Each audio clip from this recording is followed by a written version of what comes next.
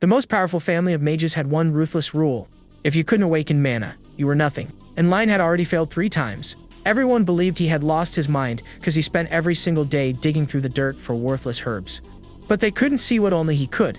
After dying in his previous life, Lion was reincarnated into the very game he knew better than anyone else, with an exclusive system capable of turning the most ordinary plants into legendary treasures. And the family that was ready to throw him away would soon be begging him to stay.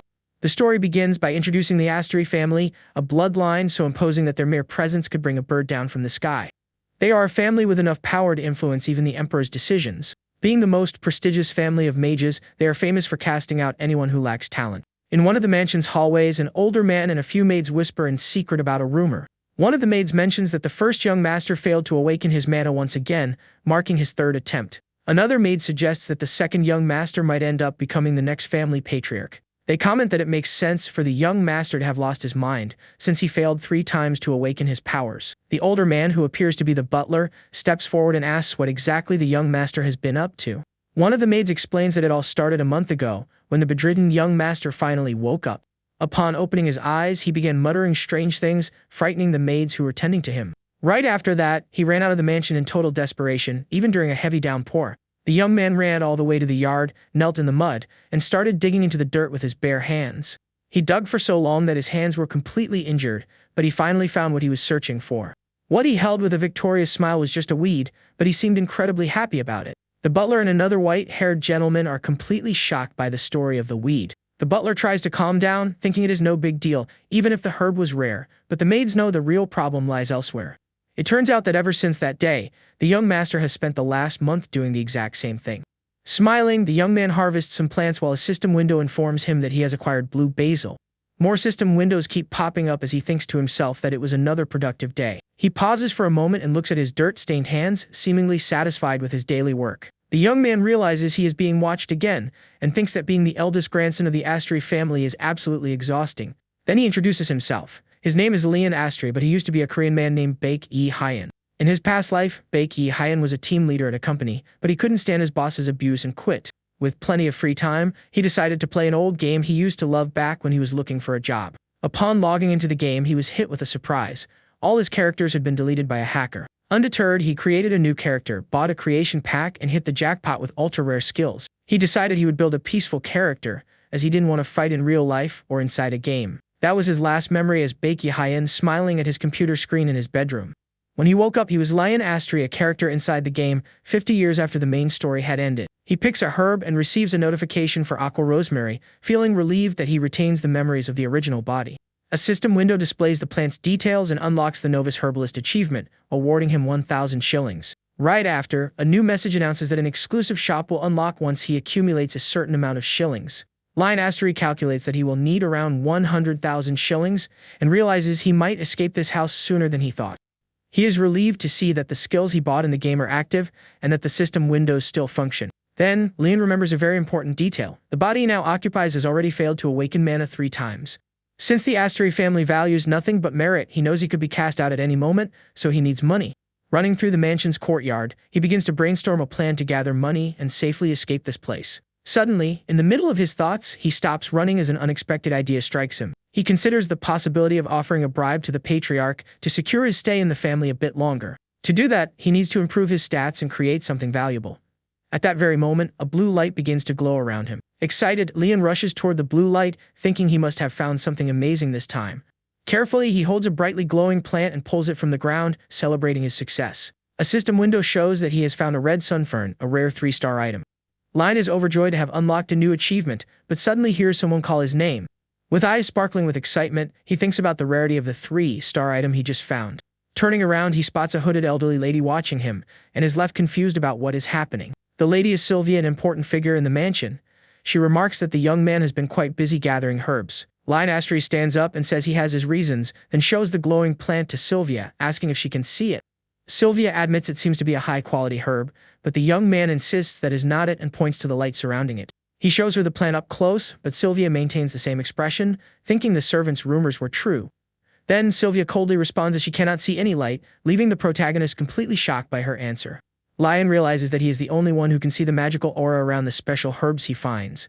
At that moment, Sylvia informs him that the patriarch is looking for him and that it is time to return to the mansion. The young man is visibly startled to learn that his grandfather, the leader of the family, wants to see him. He recalls that the patriarch is a strict man who believes in survival of the fittest, applying that rule even within his own family. For Lion, his grandfather is his primary target to build a good relationship with and buy some time before he can escape the mansion. His grandfather's name is Patrick Astery. The young man worries about being summoned so suddenly, since he hasn't prepared a bribe yet. Suddenly a spark lights up in Lion's mind, and a new idea comes to him to handle the situation. He turns to Sylvia and asks her to tell his grandfather that he will see him later, as he has a request to make. With a confident smile, the young man tells Sylvia he has a favor to ask of her before he goes to meet the patriarch. In a luxurious office, a man reports the latest events to the leader of the Astery family, Patrick. Patrick burns the report with flaming hands, irritated that his grandson still hasn't come to his senses and is only picking herbs. The man reports that Lion still cannot feel mana, but his health is good and he has no memory issues. The patriarch, Patrick Astery, grinds his teeth in anger upon hearing the report about his grandson's behavior. In an authoritative tone, Patrick dismisses the man from the room, leaving himself alone to think. As soon as the man leaves, Patrick stands up from his chair with a dark aura and calls for Sylvia. Sylvia enters the office and the patriarch asks in an irritated tone what exactly his grandson is doing. With absolute calm, Sylvia replies that the young man is gathering herbs, and everyone in the mansion already knows about it. She adds that his foraging area has expanded into the forest, which makes Patrick even more furious. To make matters worse, Sylvia delivers Lion's message, stating that he will see him later, which completely enrages the patriarch. Patrick slams his fist on the desk, utterly indignant at his grandson's audacity to make him wait. In a fit of rage, he yells that if Lion does not come see him immediately, he will level the entire forest. Sylvia simply agrees to deliver the message and leaves the office, vanishing into the shadows. Alone, Patrick grumbles about his rude grandson while using a crystal ball to observe him from a distance. He sees Lion picking herbs and complains that the young man should have run to thank him the moment he woke up. Back in his room, Lion stares at various pieces of equipment with a nervous smile, wondering what all of it is. The room has been outfitted with several ultra-high-quality alchemy artifacts, leaving the young man deeply impressed. Lion is shocked to think that he only asked to play around a bit and received equipment that costs as much as a house. Facing all that gear, he prepares to put his plan into action, trusting his instincts. The young man opens his skill window and confirms that just like foraging, potion making also has repetitive quests. In the game world, crafting proficiency has tiers, starting from apprentice, moving to expert, and then artisan. Only 1% of players manage to reach the master tier, which completely transforms the quality of the crafted items. To start, Lion decides to make 100 health potions and drink them all to level up his alchemy as fast as possible. He concentrates and places his hand over the cauldron, feeling the hot steam from the ingredients he mixed. With eyes glowing, he uses one of his skills to extract the magical essence from the potion's components. The red liquid is transferred into a vial, and a system window confirms he has crafted a minor health potion. The young man successfully holds the vial, and the item description confirms that the potion restores a small amount of health to whoever drinks it.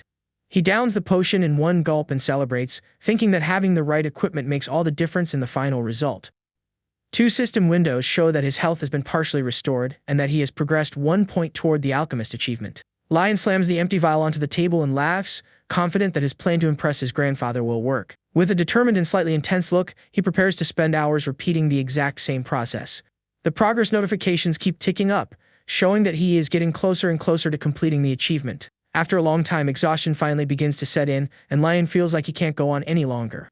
Utterly drained and surrounded by dozens of empty vials, he flops onto a chair, feeling like he can't swallow another drop. He thinks it is absolute torture to have to drink healing potions when his health is already full, but there is only one left. With great effort, the young man gathers his remaining strength to chug the last vial and finish his task. Finally, he succeeds and the Novice Alchemist achievement unlocks, granting him a new recipe as a reward. The protagonist quickly reviews the details of the new recipe he just learned. With a confident smile full of anticipation, he decides he is ready to start producing the new item. Carefully, Lion begins to sort out the rare ingredients he gathered in the forest for the new potion. While preparing everything, he ponders what the perfect gift for his grandfather would be. He dismisses the idea of mana or health potions, since his grandfather is a powerful mage with doctors always at his service. Then he gets an idea. The perfect potion would be one that heals accumulated mental fatigue. Lion recalls how Patrick Astery lies buried in work every single day, without a single moment of rest. Archmages like his grandfather use mana to ward off physical exhaustion, so that isn't an issue for them. However, mental fatigue is a completely different story, and something that even mana cannot easily fix. The potion begins to bubble with a bluish color and a refreshing scent, exactly as the recipe described. He remembers that in the original game, this potion was considered a useless item, sold for just a few coins. But now in this real world, the feeling of creating something so special was completely different. The protagonist uses extraction skill once more, and an intense light fills the entire laboratory. The blue liquid inside the alchemy equipment begins to stir with a highly powerful magical energy. The potion seems to trigger flashes of his happiest memories from back when he was still Bake White Ian in his past life. He successfully created a mental fatigue recovery potion, activating his potion-making specialization. Lion is stunned to see that the potion is a 2-star item, a quality he only expected to achieve at level 8. Even though he is exhausted, just the scent of the potion was enough to clear his mind, proving how powerful it was. A system message informs him that he managed to create a potion that should be impossible at his current level. Suddenly, an immense aura of mana explodes around him, and his mana allocation talent is activated. The system alerts him that he can now control mana with much greater precision than other people. The young man feels the energy surging through his body as he holds the potion that changed everything. Standing in the middle of his room, Lion Astri is encircled by a ring of mana, finally awakening his power. With a satisfied smile, Lion Astri observes the blue energy now flowing from his hand, finally experiencing what it feels like to have mana. He cannot contain his joy and breaks into a loud laugh, celebrating his major milestone. Outside the room, another young man with crossed arms hears the laughter, and Lion shout declaring that the power is finally his. Lion keeps celebrating noisily, completely unaware that he is being watched through the crack in the door. The young spy continues to watch for another moment with a serious expression, keeping his intentions hidden. Shortly after, the young man turns and leaves, walking down a long corridor illuminated by the sunlight. In his room, Lion drops into a chair and relaxes, thinking that now with both mana and money, his escape plan will be a breeze. He closes his eyes with a peaceful smile on his face, savoring the feeling of finally possessing power. Suddenly, he senses that he is forgetting something very important he was supposed to do. After thinking for a moment, Lion springs up from the chair as he remembers what had slipped his mind. On the other side of the mansion, he remembers that he promised to meet his grandfather, the powerful family patriarch. In the office, Patrick waits impatiently, noting that his grandson Lion is quite late for their meeting. Sylvia, who is also present, remarks that she doesn't understand why the young master put so much effort into making a simple potion. Patrick reflects on his own history, remembering how he was a central member of the hero party that saved the world. He thinks about his titles as the leader of the Astri family, a man powerful enough to found his own nation. The patriarch reflects that he could easily secure a comfortable life for his grandson without him needing to lift a finger. He doesn't understand why Lion insists on doing all this, since the family has no shortage of money or power. Sylvia comforts him, saying it is natural for him to worry, but there is something more to the situation. She reveals that while she was watching, she noticed the young master seemed genuinely happy while brewing the potion. Patrick gets annoyed by the idea, stating that happiness is worthless when the end is near. Sylvia reminds him that this was Lion's third mana shock, and surviving just one is already a miracle. For the patriarch, there is no more hope for a miracle. He just wants his grandson to spend his remaining days in peace. Their conversation is interrupted by a knock at the door. Sylvia steps forward to answer it. A servant announces the arrival of the first young master. Lion enters the office with a slightly nervous expression. Lion Astri takes his place before his grandfather's desk and apologizes for being late to the meeting. Patrick glares at him sternly and asks why it took him so long to seek him out since getting out of bed. The young man explains that after the mana shock, he needed some time to think about a lot of things. Lion admits in front of everyone that he knows he possesses absolutely no talent for magic, which worries Sylvia. He reassures Sylvia, telling her that it's fine and that he has already accepted this fact about himself. He confesses that for a long time, he refused to accept that his body was unable to withstand mana. Because the moment he accepted that truth, he felt he would no longer have a place in the Astri family. But now things have changed. He places the potion vial on the desk and says that this is the result of accepting who he is. Lion explains that the potion is the fruit of his studies to become someone who won't shame the family name. And with a gentle smile, he says he made it with his grandfather in mind, who seemed very tired lately. Patrick Astri stares at the vial with startled eyes, not entirely understanding what is happening. He perceives that something has shifted in his grandson, a fundamental change that goes beyond appearance or posture. The patriarch finally understands that Lion spent all that time working hard to create a gift for him. With a flushed face, Patrick is genuinely moved and finds his grandson's gesture deeply admirable. But his rational and proud side takes over, reminding him that he is a transcendent being. He thinks to himself that his body is immune even to the most lethal poisons, so an ordinary potion couldn't possibly affect him. Meanwhile, Patrick Astri melts inside as he recalls his grandson's words. He tries to hide his emotion and regains his stern posture, asking if Lion has finished speaking. With his grandfather's permission, the young man turns to leave the room with a small smile of victory on his face. Lion exits the office, leaving the patriarch alone with Sylvia and the potion on the desk. Sylvia remarks that despite his stern appearance, he seems quite pleased, but Patrick quickly denies it. Even so, the patriarch keeps staring at the potion with a curious and thoughtful expression. He picks up the vial and examines it carefully, sensing that the blue liquid holds an oddly familiar energy. Sylvia suggests analyzing the potion just to be safe, but Patrick declines the offer, trusting the gift. The grandfather says he wants to appreciate his grandson's sincerity and won't doubt the present he received. Understanding the decision, Sylvia bows out and vanishes into the shadows, leaving the patriarch alone. Patrick becomes reflective, realizing how long it had been since the last time Lion gave him a gift. He admires the potion's quality, acknowledging that it required a great deal of study and dedication from his grandson. Although he believes the potion won't have much effect on him, he decides to drink it so as not to waste the young man's effort. The patriarch then tilts the veil and drinks all the blue liquid in a single gulp without hesitation. At that exact moment, a sensation of calm and tranquility begins to wash over his entire body. The tension in his shoulders melts away, and his once restless mind finally finds a moment of peace. Fragments of old, happy memories begin to play through his mind like a movie, and before he even realized it, he ended up falling into a deep, restful sleep, something he hadn't experienced in a very long time. Even though it was just a quick nap, the dream he had that day was incredibly sweet and peaceful. Shortly after, Patrick opens his eyes slowly, feeling completely renewed. He is surprised that he fell asleep, but notices that he doesn't feel tired or sad, just at peace. Looking at the vial, he notices that his mind is clear, and the headache that had been haunting him is finally gone. The patriarch looks out the window with a fresh perspective, feeling lighter and completely invigorated. He holds the vial affectionately and gives a slight smile, thinking about how his grandson always does whatever he wants. He decides he can no longer treat Lion as a weakling, and that he needs to find a way to protect him. The grandfather recalls an old wish, wanting to live a long life alongside his young grandson. Far from there, some servants gossip and spread a rumor that Lion Astria is close to passing away. They twist the story, claiming that the gift to his grandfather was a farewell and that he was gathering herbs for his own resting place. One of the servants even laughs at the situation, saying the young master was looking for a spot to be laid to rest. Suddenly, he gets a massive fright when he is startled by someone who is observing them in silence. A red-haired maid appears and scolds them, making everyone snap back to work immediately. A coworker asks her if everything is all right, but the young woman, named Hannah, mentions that another one of Lion's servants has resigned. Hannah is furious because the servants used to boast about how easy it was to take care of the young master.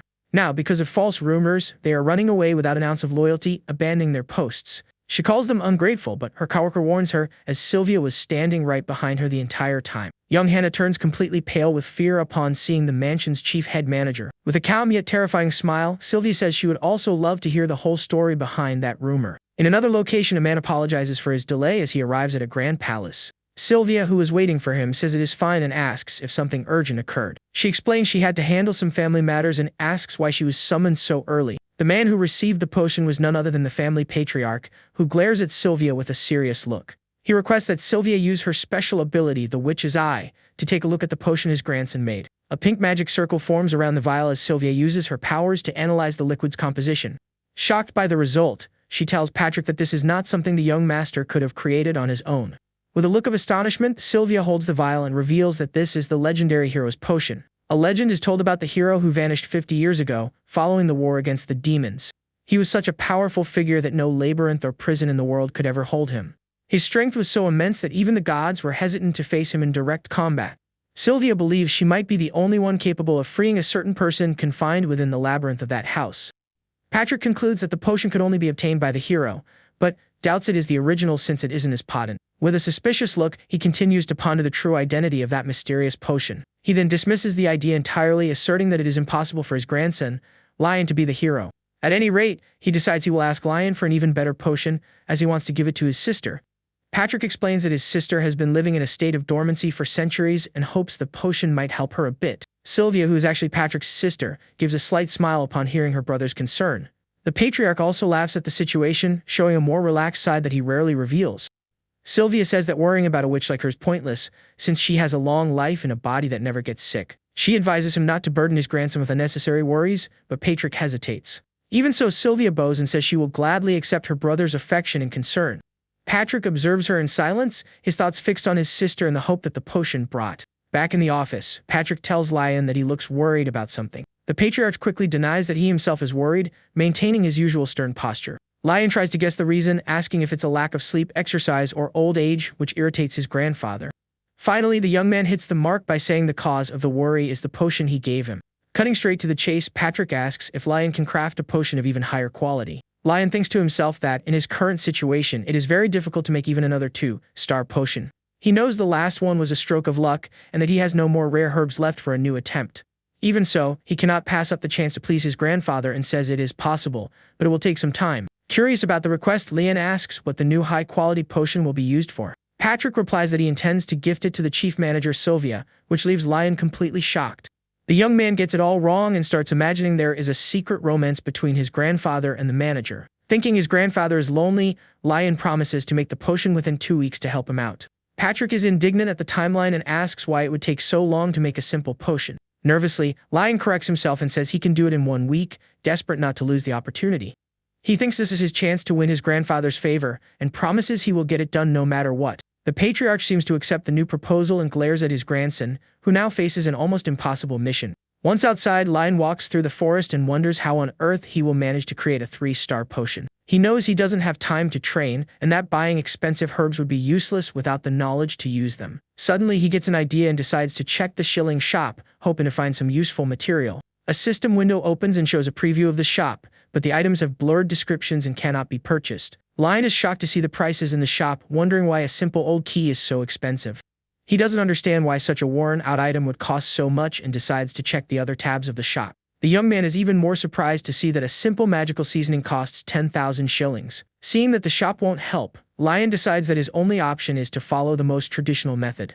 He knows there is a limit to how many herbs he can pick with his bare hands, so he needs something extra. The protagonist understands that to gather better ingredients, he will need high-quality tools. In a noisy workshop, a man calls out to his brother who is working at the forge. The brother, a large and bearded man, complains that he is busy and asks why he was called. The first man warns that a major client has arrived at the workshop and that he needs to step out to assist them. The bearded blacksmith doesn't understand why he was called, but goes to the entrance to see what is happening. Arriving at the door, he runs into Lion Astery, who asks if he is the owner of that workshop. With his expensive clothes, Lion looks like a wealthy young master and asks if he can try his hand at blacksmithing. The blacksmith is left speechless, but the young man adds that he obviously doesn't intend to do it for free. The protagonist flashes a pouch full of gold coins and says he will pay a very generous compensation. The scene flashes back a bit, showing Lion outside the workshop analyzing the tools. He notices that the quality of the tools is low and imagines that a master blacksmith wouldn't make that kind of item. Even if he asked a master blacksmith, it would be difficult to get a high-quality tool in just 1 day. So, Lion decides to approach one of the blacksmiths and ask if he could try to forge something himself. He approaches with a smile and a pouch of coins, promising a handsome compensation for the trouble. The image shows the coin pouch gleaming, an offer that would be hard for anyone to refuse. The bearded blacksmith complains that he already has a headache and doesn't want to waste time with a nobleman's game. The younger brother tries to calm him down and tells Lion that the money is more than enough for a shovel. The young man warns Lion to watch out for scammers, but the youth just laughs, saying he gave the money on purpose. The younger blacksmith is confused by Lion's reaction, not understanding what the young man intends to do. The bearded man then asks if a delicate youth like him really wants to try making a shovel all by himself. At that moment, Lee notices an important detail about the blacksmith. He is a dwarf. Dwarves are a legendary race that doesn't get burned even when placing their hands directly into the fire. In addition to their strength, they are known for their extremely detailed and careful craftsmanship. Lion is surprised to find a descendant of the dwarves there, and the blacksmith asks what his name is. The young man introduces himself as Lion Astery, and the blacksmith's brother recognizes him as the family's famous eccentric. The dwarf tells his brother to prepare a spot for the eccentric youth, leaving the younger one desperate. He points to a forge and tells Lion to do whatever he wants, while the younger brother works hard. Lion tries to ask the dwarf's name, but he had already turned around and gone back to his work. The brother introduces himself as John and says the dwarf's name is Millionth Mudu, but he can just call him Mudu. John offers to show Lion around the workshop so he can familiarize himself with the environment. He guides the youth through the workshop, showing the tools and equipment available on site. John explains that finished products like those are placed outside to be sold. Lion observes the process and notes that the equipment is good and the work is careful, but something is off. He cannot understand why, with all that care, the final quality of the products is so low. Suddenly, the protagonist notices something strange in the workshop, a detail he hadn't spotted before. A system window displays a low-level fire spirit that looks much weaker than normal. Lion approaches the furnace and asks John if the flame has always been that weak. The young man gets flustered and says the flame isn't exactly weak at that moment but looks confused. Mudu approaches and confirms that the fire's power has diminished, but grows curious to know how Lion knew that. The protagonist replies calmly that the fire itself told him, which leaves the dwarf shocked. Mudu prepares to teach Lion how to make a shovel, but the young man interrupts him before he can begin speaking. Lion asks John to leave him alone, as he has something important to discuss in private with Mudu. The dwarf glares at the youth with suspicion, not understanding what a nobleman like him could possibly want. Mudu asks directly if Lion saw the fire spirit, and the protagonist confirms it with a confident smile. The young man asks if Mudu thinks he can fix the problem, and the dwarf replies that perhaps he can. Mudu makes a proposal. If Lion resolves the spirit's issue, he will personally teach him blacksmithing. And besides that, he promises to accept any request from Lion with maximum priority in the workshop. The dwarf workshop in the Astery Fief is so famous that it receives orders from various other places. Lion gets excited at the chance to have priority in a place like that and accepts the challenge on the spot. Mudu vents, saying he worked hard to expand the workshop, but now the spirit is drained of strength. He explains that without a spirit, the quality of items drops drastically, and as a dwarf, he doesn't understand what spirits say. Lion approaches the furnace and Mudu thinks that despite looking fragile, he might be useful for seeing spirits. The young man turns and tells Mudu that the spirit is thirsty, which leaves the blacksmith completely baffled. The dwarf suggests throwing water on the fire, and Lion scolds him, saying he must have lost his mind. Lion calms him down and explains that they need to give the spirit something it can drink to rehydrate. Desperate, Mudu offers even his masterpiece or anything else if Lion can manage to solve it. The blacksmith asks if Lion is serious about being able to help the furnace spirit. Lion confirms the deal with a handshake and says he will begin working that very night. Night falls over the workshop, and the windows reflect the moonlight while the work continues inside. The protagonist prepares for another night of work, thinking that without meaning to he is doing overtime again. A system window confirms that the spirit is complaining of thirst due to excessive work. Lion understands the situation, since the spirit is dehydrated from being the energy source for the largest workshop in the fief. Knowing what the problem is, the young man grabs the aqua rosemary oil recipe that he already knows. He explains that the herb has a salty taste, but when processed, it turns into an oil that fire spirits can drink. The oil is ready quickly, with a bluish glow and a refreshing scent that fills the room. The protagonist pours the oil over the flames, and the fire spirit drinks it down greedily. But the spirit is still not satisfied, so Lion promises he will make more for it to drink. The young man squeezes all the aqua rosemary he had, extracting every last drop of its essence. The spirit drinks it all once more, and finally its thirst is quenched and its energy is fully restored. The spirit thanks Lion, and the experience for his spirit communication talent increases by 30%. Mudu rushes up to him, completely shocked and overjoyed, shouting that the eccentric youth actually pulled it off. The dwarf looks at Lion with admiration in his eyes, impressed by the young man's incredible ability. He asks if Lion is alright, and the youth replies that he is, despite his exhausted appearance. Lion says it's just because he stayed up the entire night, but he doesn't look well at all. Suddenly, the protagonist faints and crashes to the ground, leaving Mudu completely frantic. Mudu screams in despair upon seeing the young man fainted on the floor, pleading for him not to leave him like that. Sometime later, smoke rises from the chimney of Mudu's house, indicating that Lion is recovering inside. Two curious children approach Lion, who is already awake, and ask him what his name is. The little boy introduces himself as Golden Branch, and the little girl as Jade Leaf, leaving Lion speechless. Lion chuckles, finding the names cute and thinking about how they seem to be very close siblings. He recalls that he also had a younger brother in his past life, but their relationship wasn't the best. The protagonist thinks he won't have any issues since he has no interest in becoming the family head anyway. While he reflects on his family, the children's mother appears to call them away. The woman tells the children to go play, and the little boy says Lion's name must be Young Master. The protagonist laughs and says his name is Leon, and the boy repeats his name with a smile on his face. The boy thinks Young Master is a cooler name and decides to call him that, and Lion agrees without any issue. The mother scolds the children for continuing to interrupt the meal, and they run off shouting. The woman, named Lee, apologizes and Lion says it's no problem, praising the soup she prepared. Lee mentions she was completely shocked when her husband Mudu arrived with a fainted Lion that morning. She thanks him deeply for resolving her husband's problems, even though he overexerted himself. At that moment, Mudu enters the room and asks if the young master slept well, being greeted by his children. The children jump on their father and ask if Lion really managed to heal the furnace spirit. Lion smiles and tells everyone it's time for him to leave, as he has eaten and rested enough. Mudu interrupts him and says he has already prepared everything. He promises a reward for the help. The protagonist gets confused, not understanding what the dwarf blacksmith had prepared for him. The dwarf shows a box with tools and a gold plate, saying that Lion's orders will have priority. Mudu says that isn't the most important thing and asks the young man to accompany him to the workshop. Lion is completely shocked to see a massive pile of gleaming metal bars in front of him.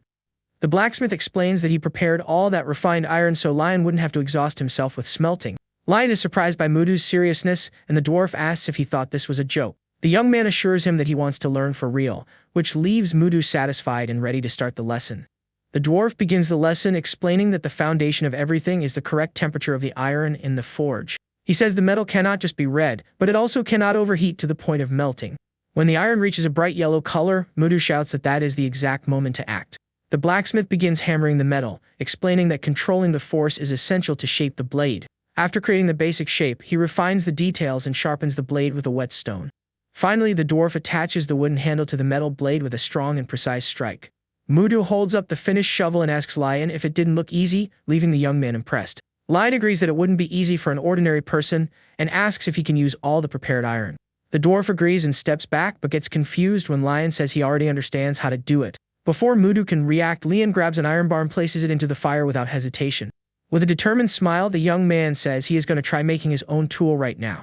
The protagonist picks up the hammer and begins the work, but realizes it is much harder than he imagined.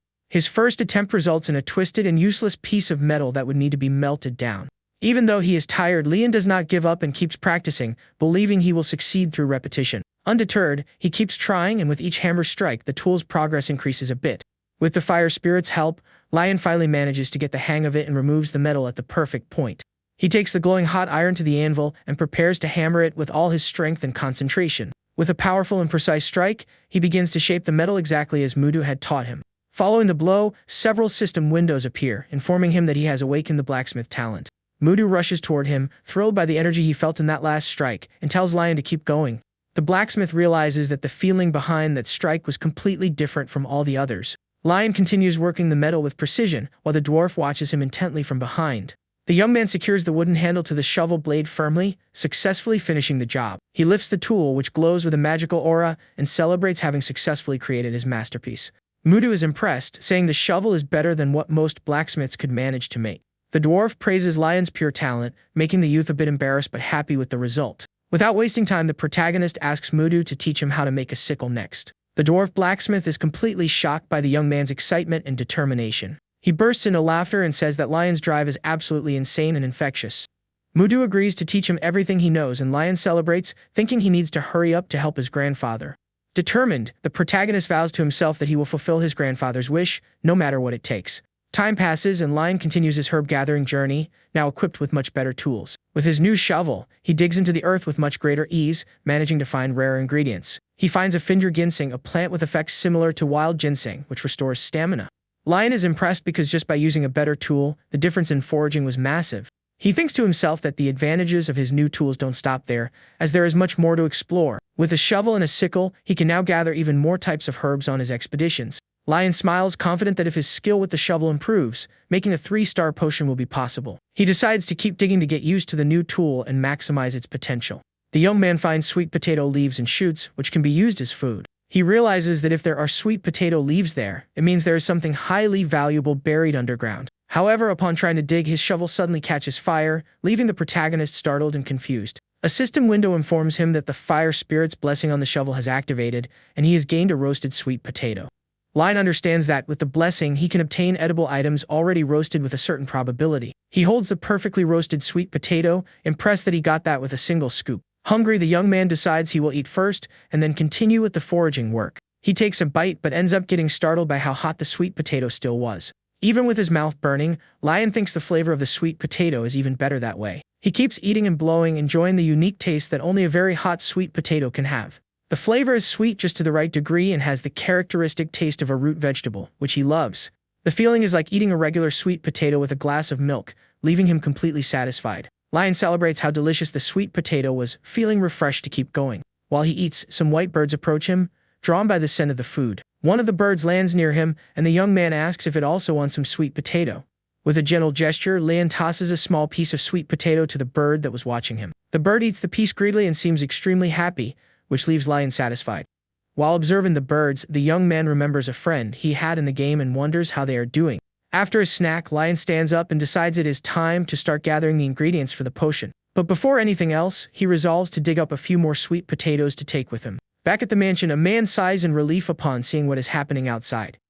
3 days have already passed since Lian left, and the man is worried, wondering what he went to do at the workshop. He turns around upon hearing a voice and sees the head manager approaching, who comments on Lion's absence. The man greets her as the chief manager, revealing Sylvia's position in the mansion's hierarchy. He unburdens himself about his worry and the rumors that the young master is going to pass away or be cast out. Suddenly, Lian appears with a smile, surprising everyone who is standing there waiting for him. Sylvia and the man rush toward him, shocked by the young master's tired and dirty appearance. The protagonist just smiles and says it's nothing major, trying to reassure everyone with his calm. The man is shocked by Lian's appearance, but his attention is diverted to the little bird on his shoulder. Lion is also surprised to notice the bird and wonders when the small animal started following him. Sylvia calls him in a serious tone, and the young man turns to face her, expecting a scolding. She says he can stop now, and Lion imagines his grandfather has already told her about the potion. Lion scratches his head sheepishly and complains about how much of a gossip his grandfather is for telling the secret. He asks her to wait just a bit longer because, despite the delay, he secured all the ingredients. Sylvia is completely shocked to hear that the youth actually managed to get the ingredients for the potion. Excited, Lian says he is going to hurry to make the potion and runs off, leaving Sylvia and the man behind. Before going, he bids farewell to the man, telling him he can return to his duties peacefully. The man shouts for him to at least take some medicine for his scratches, but Lian is already far away. Sylvia watches the young master walk away, a thoughtful and slightly worried expression on her face. She knows regular potions don't work on her, and remembers how Lian was the sickliest child she had ever seen. Because he was the weakest, he was also the one she cared about most, and seeing him work so hard made her apprehensive. Even so, remembering Lian's smile as a child, she felt a small flicker of hope. Sylvia pauses for a moment, reflecting on the youth's determination and what that could mean. She wonders if Lian will truly be capable of creating a potion of such a high level. A few days later, Sylvia is summoned to the office of the Astery family patriarch. Patrick notices the different expression on his sister's face and asks if the potion she drank had any effect. Sylvia admits that her emotions, which have been dried up for decades, finally became clear again. She doesn't believe Lian did that alone and accuses Patrick of helping, but he denies it. The patriarch says he is busy preparing Lian's coming-of-age ceremony, which had been cancelled. Sylvia is even more shocked because if Lian made the potion by himself, that would be an even bigger issue. She concludes that the potion she drank appears to be a Truo's potion, something that shouldn't exist. Traditionally, a hero is someone who appears to save the world from evil when it is on the brink of destruction. But their lives are never happy, as they fight endless battles and taste despair with every choice. And when peace finally arrives, the heroes simply vanish as if they were mere disposable objects. Sylvia confirms that they disappear without a trace, as if they had evaporated into thin air. Patrick says the hero's companions and descendants still search for him, but find no trace whatsoever. Sylvia then raises a terrifying hypothesis, asking what they would do if Lian were the true hero. The patriarch turns serious and says it was enough to have lost one companion on the battlefield. Sylvia smiles, says that if that is the case, then it's time to hide their cub very well. She announces that she is retiring, which leaves Patrick completely shocked by the sudden decision. He cannot believe what he hears and asks if she is giving up her freedom to protect Lian. Sylvia interrupts him and says his wish to free her is greater than hers to be free. She repeats his words, saying that worrying about a witch is the most useless thing in the world. The witch reveals she has already memorized the entire contract that binds her to the Astery family. The contract states that the witch Sylvia cannot leave the property and must live as a human among them. Sylvia walks toward the window with a dark aura and a much younger appearance. She says that since the cub allowed her to live as a human, she will gladly protect him from up close. In another room, a young man with blonde hair is informed that a new maid has arrived. He discovers that the new maid will be exclusive to Lian, and her name is revealed to be Lixil Astery. Lixil is the second son of the family, an unprecedented genius, and the youngest fourth circle mage in history. He is seen as the heir who most resembles the patriarch Patrick, and his youth is his greatest weapon. For someone like him, the sudden arrival of a new maid seemed extremely suspicious. Lixil doesn't understand why Sylvia would retire because of a simple potion after so many years. The scene shifts to the previous night, show an important conversation that took place in one of the rooms. Lixil comments that Sylvia seems happy and asks if she is really retiring from her position. Sylvia confirms it, saying Lian's potion worked wonders for her and that she came to say goodbye. The young hare is confused and still cannot believe the story she is telling. Sylvia suggests that if he is so curious, he should go see the young master with his own eyes. She reminds him of how he used to follow Lian everywhere when they were children. With a mysterious smile, the witch says that everything she told is the absolute truth. She suggests he follow the first young master for a day to find out what is going on. Lixil is left thoughtful, finding it impossible that his foolish brother could be the cause of all that. Decided, he resolves to go to the Mir Forest to check the story with his own eyes. The young man arrives at the Astery territory in the dark and mysterious Mir Forest during the night. He walks through the dark forest, complaining that the place remains gloomy and lacks a decent path. Lixil doesn't understand what his brother finds so attractive about that place and thinks he could just ask John to fetch herbs. Suddenly, he hears a strange noise coming from the middle of the brush and stops, trying to identify the source. He sneaks through the trees and sees a silhouette kneeling on the ground, doing something bizarre. Lixil recognizes the figure as his brother and wonders what exactly he is doing there. He sees Lian about to take a massive bite out of something he picked off the ground, looking like a wild animal. Desperate, Lixil casts a light spell and shouts for his brother to stop immediately. He warns him not to eat something so filthy, but his attack hits Lian dead on. The two brothers stand frozen, facing each other in an awkward and confused silence. Lian drops to his knees, crying in despair as he sees his roasted sweet potato smashed on the ground. He screams, asking who is there, but when he turns around, he finds no one, just the dark forest. Upon recognizing his brother, Lixil panics since he only planned to observe him in secret. Lian is also confused, wondering if his younger brother came all the way to the forest just to see him. The protagonist panics, thinking Lixil is there to spy on him, but the narration confirms that wasn't the case. Lixil apologizes for using magic and says he couldn't let him eat something dirty, but Lion argues that sweet potatoes are just like that. Lion is left not knowing how to respond when Lixil asks if sweet potato is the root crop rich in starch. The protagonist is shocked, asking if his brother, a magic genius, has never eaten a sweet potato before. He tells Lixil that he is missing out on one of the best things in life, which leaves the younger one confused. Lion tells his brother to sit down and wait, saying he is going to dig up a few more sweet potatoes for him to try. He turns around with a smile and asks if Lixil knows how to use fire magic to help out. The young mage agrees, saying that making a small campfire is not difficult for him at all. Lixil sits near the campfire he created with his magic, warming his hands in the heat of the flames. Lion returns with a handful of sweet potatoes and asks if the campfire is ready to roast them. Then, the protagonist tosses all the sweet potatoes directly into the middle of the campfire flames. Lixil worries that they will burn, but Lion reassures him, saying the thick skin protects them. The two brothers sit in silence around the campfire, waiting for the sweet potatoes to roast. Lixil breaks the silence and begins to speak, wanting to better understand what is going on with his brother. Lion takes the opportunity to give some advice, saying that stepping out of one's routine can help clear the mind. Lixil seems to understand what his brother means, reflecting on the pressure he feels to be perfect. After a while, Lion says the sweet potatoes are ready and that the smell is incredible. He picks up one of the roasted sweet potatoes and hands it to his younger brother to taste. Lixil takes a bite, and his eyes widen in surprise at the delicious flavor he had never tasted before. He admits it's delicious, and Lion smiles, explaining that those are banana sweet potatoes. The protagonist explains that in the cold of the forest, the urge to eat something hot increases even more. He recalls the winter foods from his past life, like roasted sweet potatoes and other snacks. Lixil keeps eating greedily, and Lion thinks to himself that, as expected, he has a massive appetite. The protagonist remembers how he also used to eat non-stop when he was a student in his other life. Lixil gets startled upon noticing the pile of sweet potato skins beside him. Lion smiles, glad his brother liked it, and the young mage gets a bit embarrassed by the situation. The older brother says he can eat as much as he wants, since he worked hard for the family in his stead. Lion says that although it's hard to be sick, it's also hard for those around who just have to watch.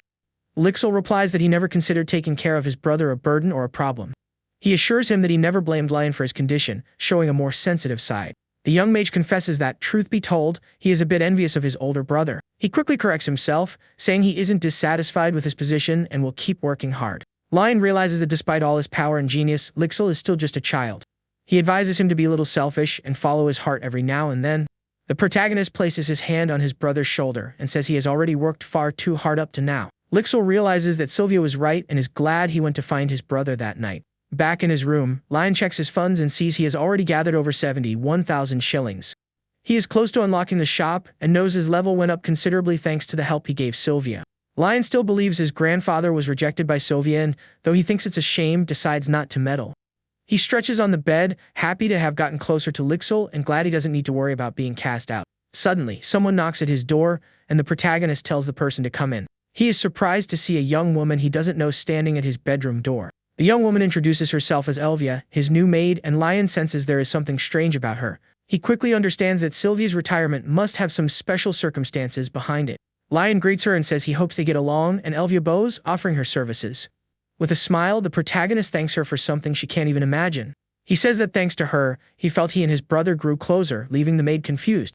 Elvia doesn't understand what he means, but Lion just laughs and tells her not to worry. He stands up, saying they can talk later since he has an appointment. Lion grabs his bag and says he promised to go out with Lixil that day, leaving the maid behind. Far from there, in a bustling town, Lixil appears to be waiting for someone.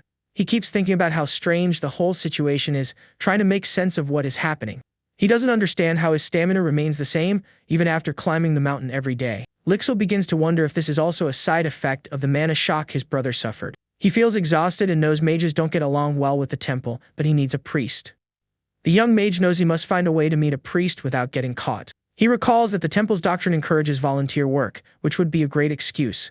When Lion arrives, he asks where they are going, and the older brother explains they need disguises. Lixil suggests a clothing store, but Lion has a much better idea in mind. With a smile, the protagonist says they are going to a magic tool shop he knows. They arrive in front of a shop with a sign that reads, "The magic shop that lacks nothing." Lion is impressed as he never knew that place existed, and Lixil says it is a secret spot. Lixil mentions there are likely no illegal items, which leaves Lion a bit suspicious. The protagonist enters the shop and begins looking at the items displayed on the shelves. He notices that despite being fascinating, many items seem to have been made for children or students. Lixil explains he discovered the shop when he was at the academy and that the items are very effective. Suddenly, the shop owner appears and greets the youths with great enthusiasm. The owner boasts that his shop has everything except for hair growth medicine. Lion explains they are looking for disguise tools, and the owner leads them to the section. The man shows a wide variety of items, saying everything there serves as a tool for disguise. He shows the cheapest items, like bracelets that make you look slimmer and insoles that increase height. Next, he points to the premium items, which can even change hair color but are much more expensive. The most expensive item is a bracelet that can completely change a person's appearance for 10 hours.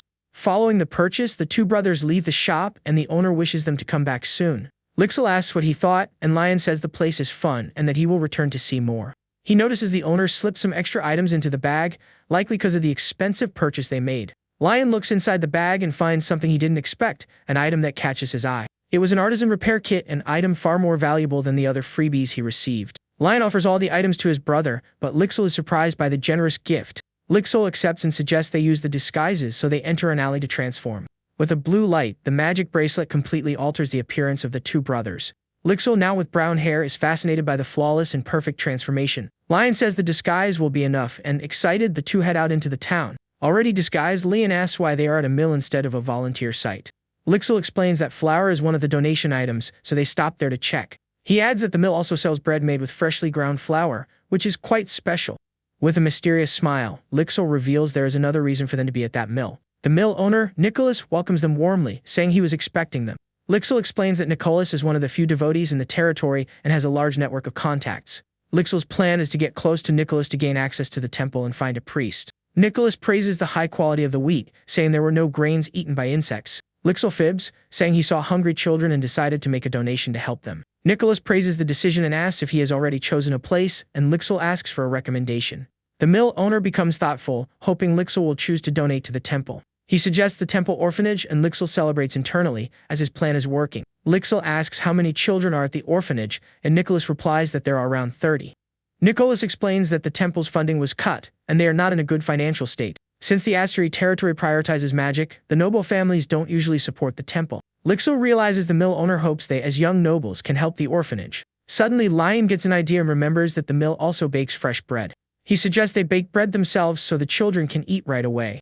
Lion argues that even with the flour, the orphanage might lack other ingredients for the bread. Nicholas loves the idea and says his bakery is famous for the delicious bread it produces. Lixil reflects, realizing he was so focused on his brother that he forgot about the children's situation. He is impressed by Lion's attention to detail, acknowledging that his brother is very thoughtful. The three agree on the idea and prepare to start baking the bread for the orphanage. With everything set, they prepare to begin baking the loaves immediately. The ingredients are high quality, including whole wheat flour and 2-star olive oil. Lion looks at the ingredients and thinks that the high-quality oil will give a rich flavor to the bread. He decides to make a classic whole wheat bread, which is easy, flavorful, and something the kids will love. Nicholas prepares to begin, saying they will make a small batch first to test it out. He mixes the flour with salt, yeast, and milk, starting the process of kneading the dough. Afterwards, the dough is placed in a bowl greased with olive oil to rise and double in size. When the dough rises, he punches the air out and mixes and crushed sunflower seeds for extra flavor. With the dough ready and shaped, Nicholas says the basic process is completed. Lixil observes everything and finds the process incredibly easy compared to the complexity of magic. Nicholas asks if Lixil has already finished his part, but the young mage is still observing. Lion, covered in flour, says he is getting the hang of it and will need just a bit more time. With the loaves in the oven, Nicholas prepares to see the result of the first attempt. Upon opening the oven, they find a dark and brittle mass that didn't turn out very well. Lixil is shocked to see his burnt bread, but Nicholas consoles him, saying that is normal for the first time. Right after, Nicholas turns to the other oven and announces that young Master Lion's bread is also ready. A gloved hand opens the oven door slowly, revealing 2 perfectly golden loaves. The moment the door opens, an intense light explodes from inside, surprising everyone. A system window pops up, showing that Lion created a 1-star item and his cooking proficiency went up. Lixil stares at an entire batch of perfect bread and asks Lion how he managed to bake something so good. Nicholas holds one of the loaves, totally shocked, while Lion says he didn't do anything special. In his thoughts, the protagonist reveals he made everything with love, because the loaves are for the children. He explains he made scores in the dough to make it look nicer, and the result came out better than he expected. Nicholas realizes he misjudged Lion and that the brothers are sincerely helping the orphanage children. With a new idea in mind, Nicholas excuses himself and says he needs to go somewhere urgently. Lion agrees, thinking they disrupted the man's work, but Nicholas assures them it's nothing like that. He promises to return as fast as possible and runs out of the mill, leaving the brothers behind. Lixil worries, but Lion reassures him, saying they should keep baking the bread. Fired up, Lixil joins in on the fun and says he will work hard not to lose to his older brother.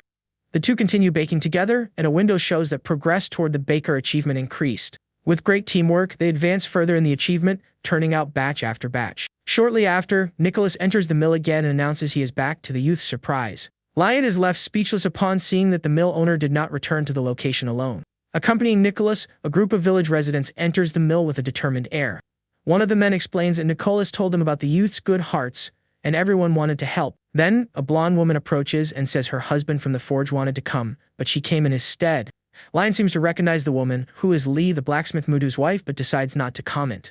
Lee places a large heavy suitcase on the floor, ready to show what she brought to help. Upon opening the suitcase, she reveals a large quantity of cheese, milk, flour, and other supplies. Another highly strong woman from the village arrives, carrying a massive pile of sacks on her back. Everyone is impressed by her strength, and someone remarks that she used to wrestle bears.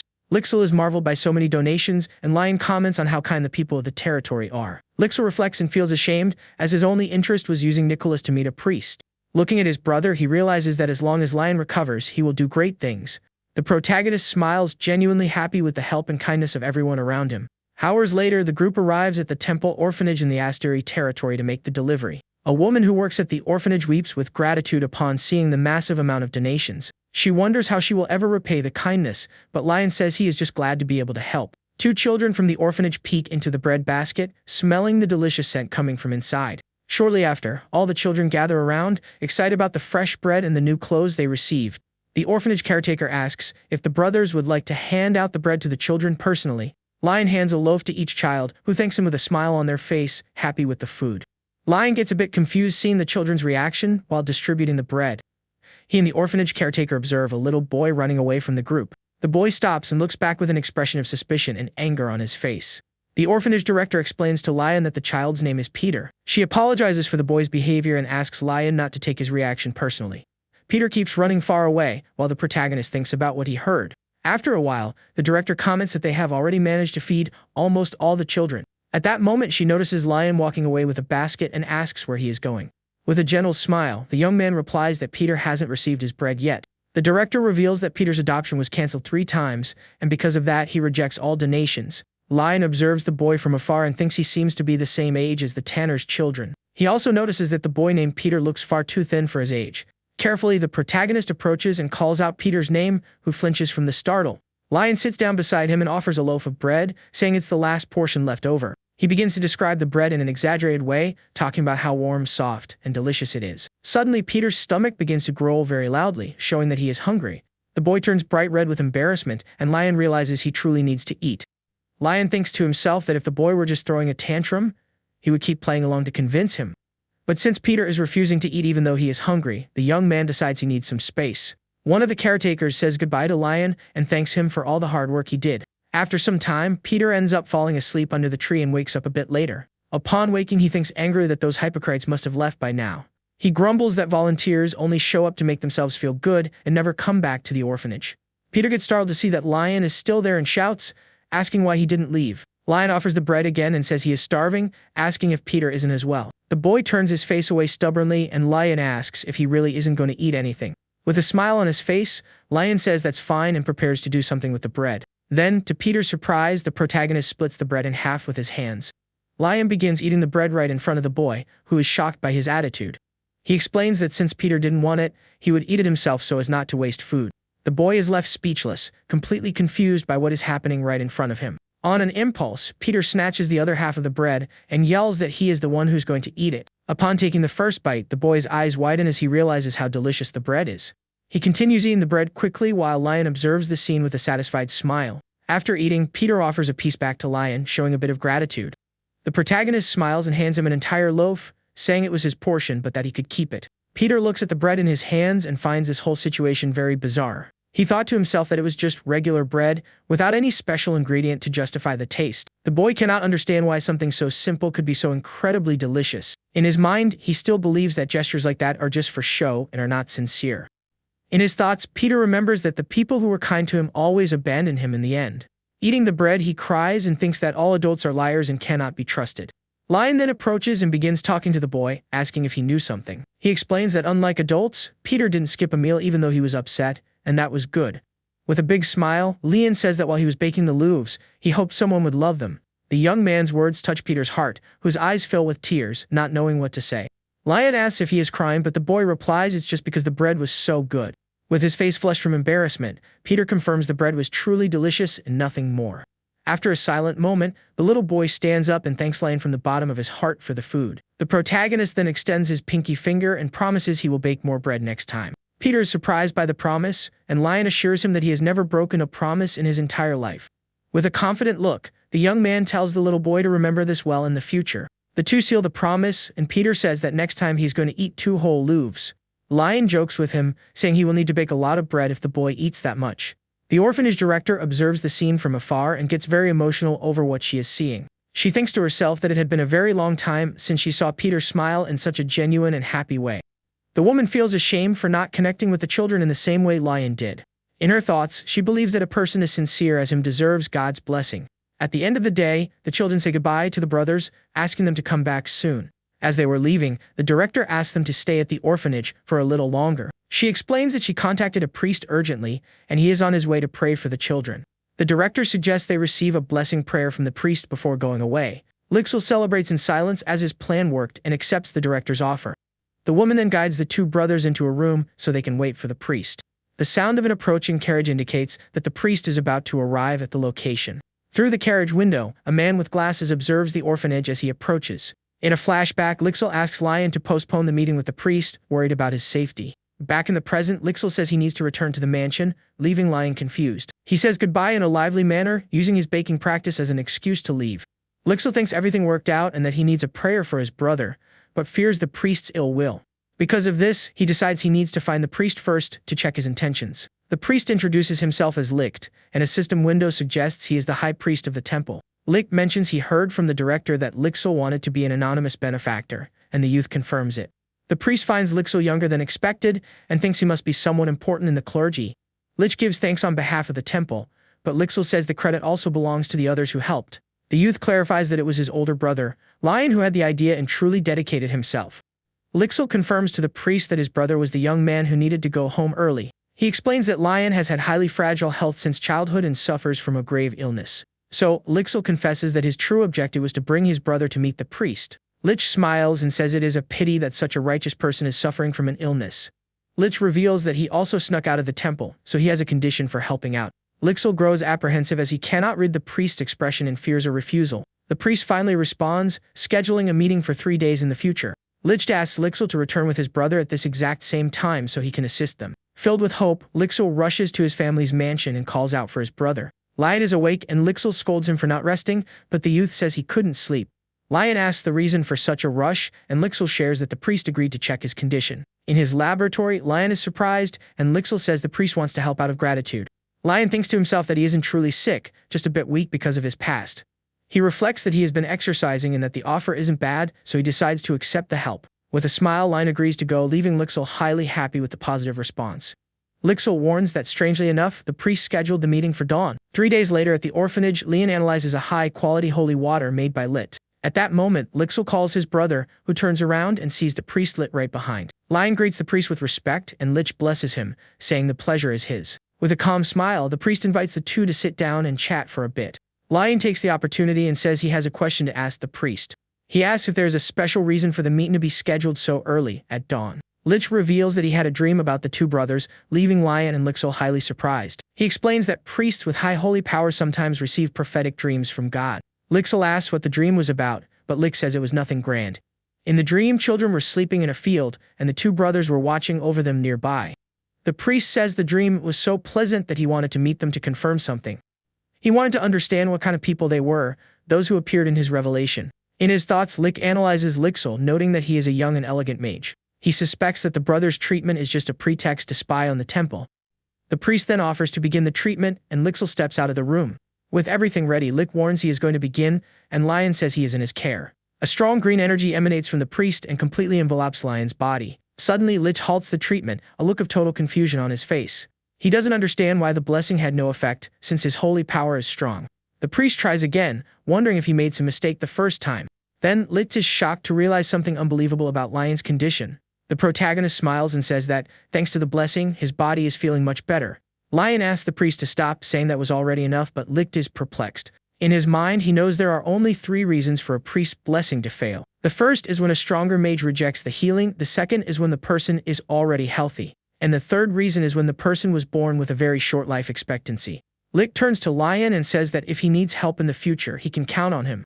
Unexpectedly, the priest grabs Lion's hand with great force and determination.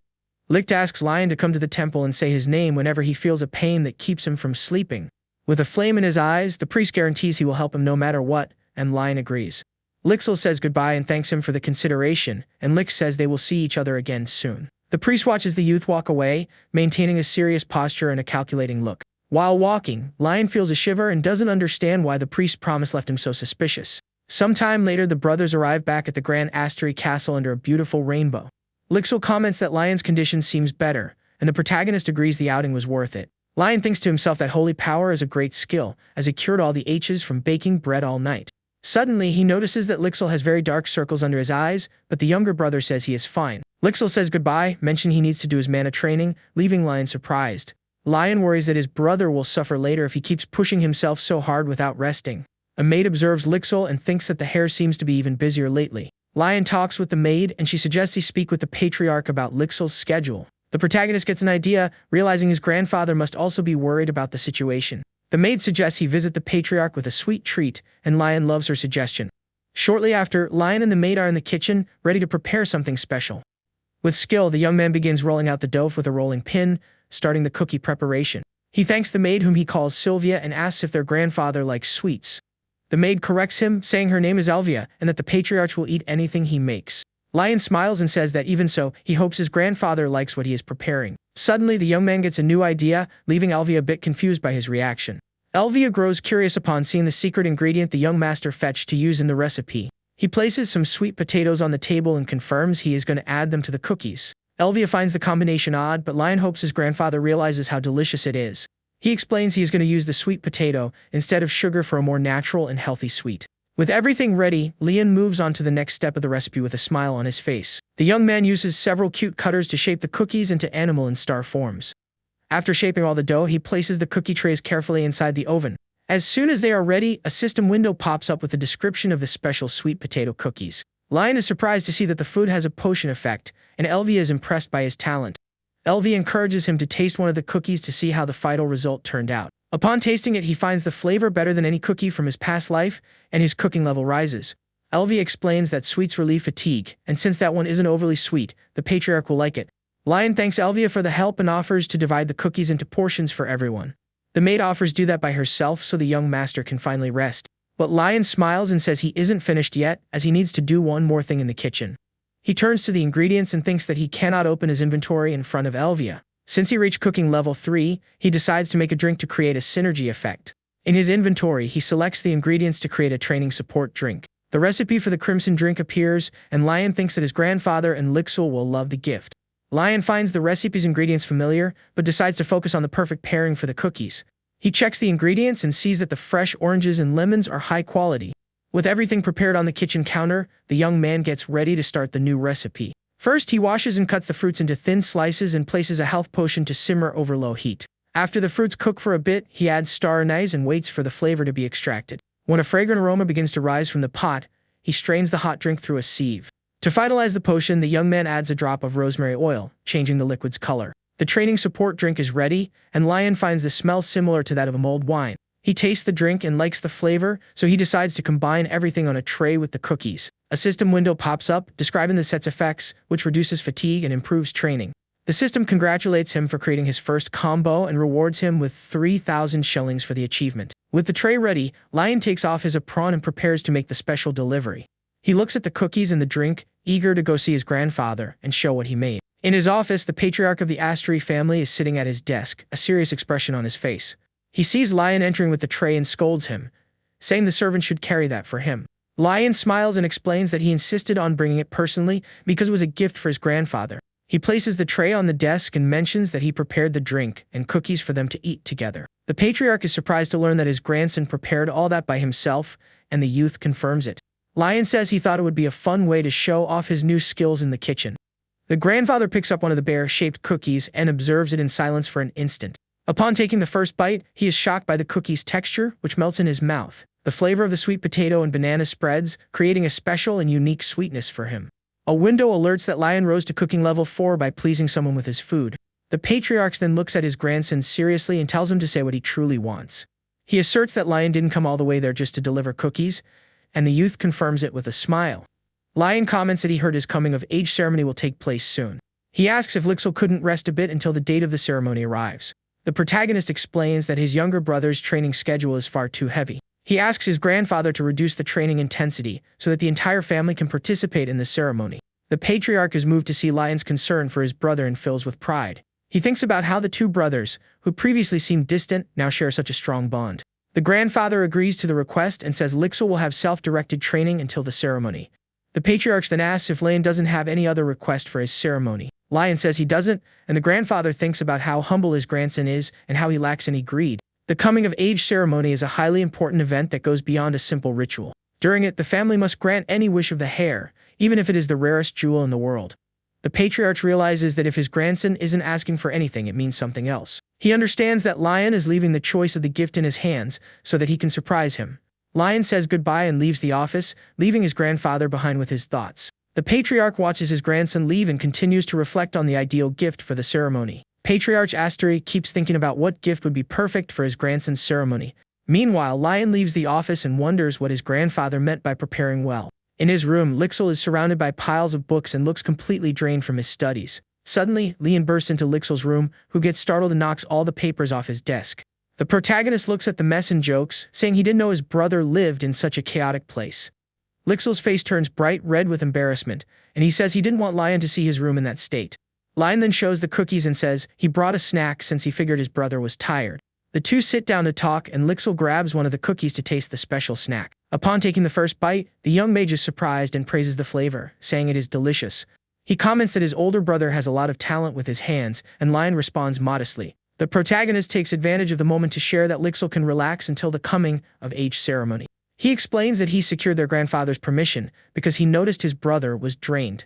Lixil is highly moved by Lion's concern and thanks him from the bottom of his heart for the gesture. Lion jokes and asks if the fatigue was because of love letters, but the youth quickly denies it. The younger brother reveals that his worry, in truth, is because of Lion's ceremony. The protagonist is surprised and understands that Lixil is referring to the family's special ritual. The Asteri family ceremony includes a ritual known as the Library Labyrinth. The labyrinth becomes infinite if forced, but whoever reaches the end receives a special item. Lion realizes Lixil is worried because he lacks mana and reassures him, saying it is a formality. But Lixil interrupts him and says the problem isn't the ritual, but rather the ceremony clothes. The protagonist is confused, not understanding why the clothes would be such a big problem. Then, Lixil asks if his brother has already seen the outfit their grandfather prepared for the ceremony. The young mage shows a drawing of the attire, and Lion is completely terrified by what he sees. Lixil reveals that the patriarch has terrible taste in fashion, and the outfit is a total disaster of colors. Lion despairs and says he cannot wear that, especially as an 8th Circle Archmage. He doesn't understand how his grandfather dressed well up until now, and Lixil explains that Elvia always stopped him. The youth realizes the maid was the guardian of good taste and decides to find a solution. Sometime later, Lane goes to the village and finds Lee, the blacksmith's wife, with her children. He hands over a bag of cookies he made, and the children get super excited with the gift. The children taste the treats and Leah asks the reason for the visit, so Lion says he needs a favor. The woman grows curious, and the protagonist asks about the tailor who helped him at the orphanage. He asks for her to introduce him to the man, but Lee's reaction leaves him a bit confused. In a flashback, Lion recalls having observed the tailor's incredible skills at work. The man adjusted the children's clothes on the spot and transformed scraps of fabric into new pieces. Lion explains he needs someone with that talent, and Leah says she can introduce him, but there is a problem. She doesn't give many details and just tells Lion to go to the location to understand the situation. Following the instructions, the protagonist arrives at a place that looks completely abandoned. He looks at the broken wooden sign and can barely read the establishment's name. The sign sways perilously, and the youth begins to doubt if he truly is in the right place. Upon entering, he finds a dark place full of mannequins, wondering why a master would have a shop like this. Lion enters the dark shop and calls out for someone, and a gloomy voice greets him from the shadows. Suddenly, the man illuminates himself and rushes in his direction, asking joyfully if he is a customer. The tailor recognizes him from the orphanage, but finds the color of his hair and eyes strange. The protagonist pulls back his hood and explains he is the eldest grandson of the Asteri family and was disguised. The man smiles and says he understands, since nobles like him must have their reasons for that. He asks what brings such an important person there, and Lion replies that he is looking for a skilled tailor. The tailor is shocked and says a family like the Asteri wouldn't need his services. He invites Lion to come in and sit down so they can talk with more calm. Inside, Lion sees a shelf full of awards, including the most prestigious grand prize of the Empire. The man invites him to sit and says he will fetch some tea, but Lion says he brought cookies for them to eat. The tailor serves the tea and apologizes for his situation not being ideal to receive a visitor. Lion offers the cookies and says he prepared them himself, leaving the man highly surprised.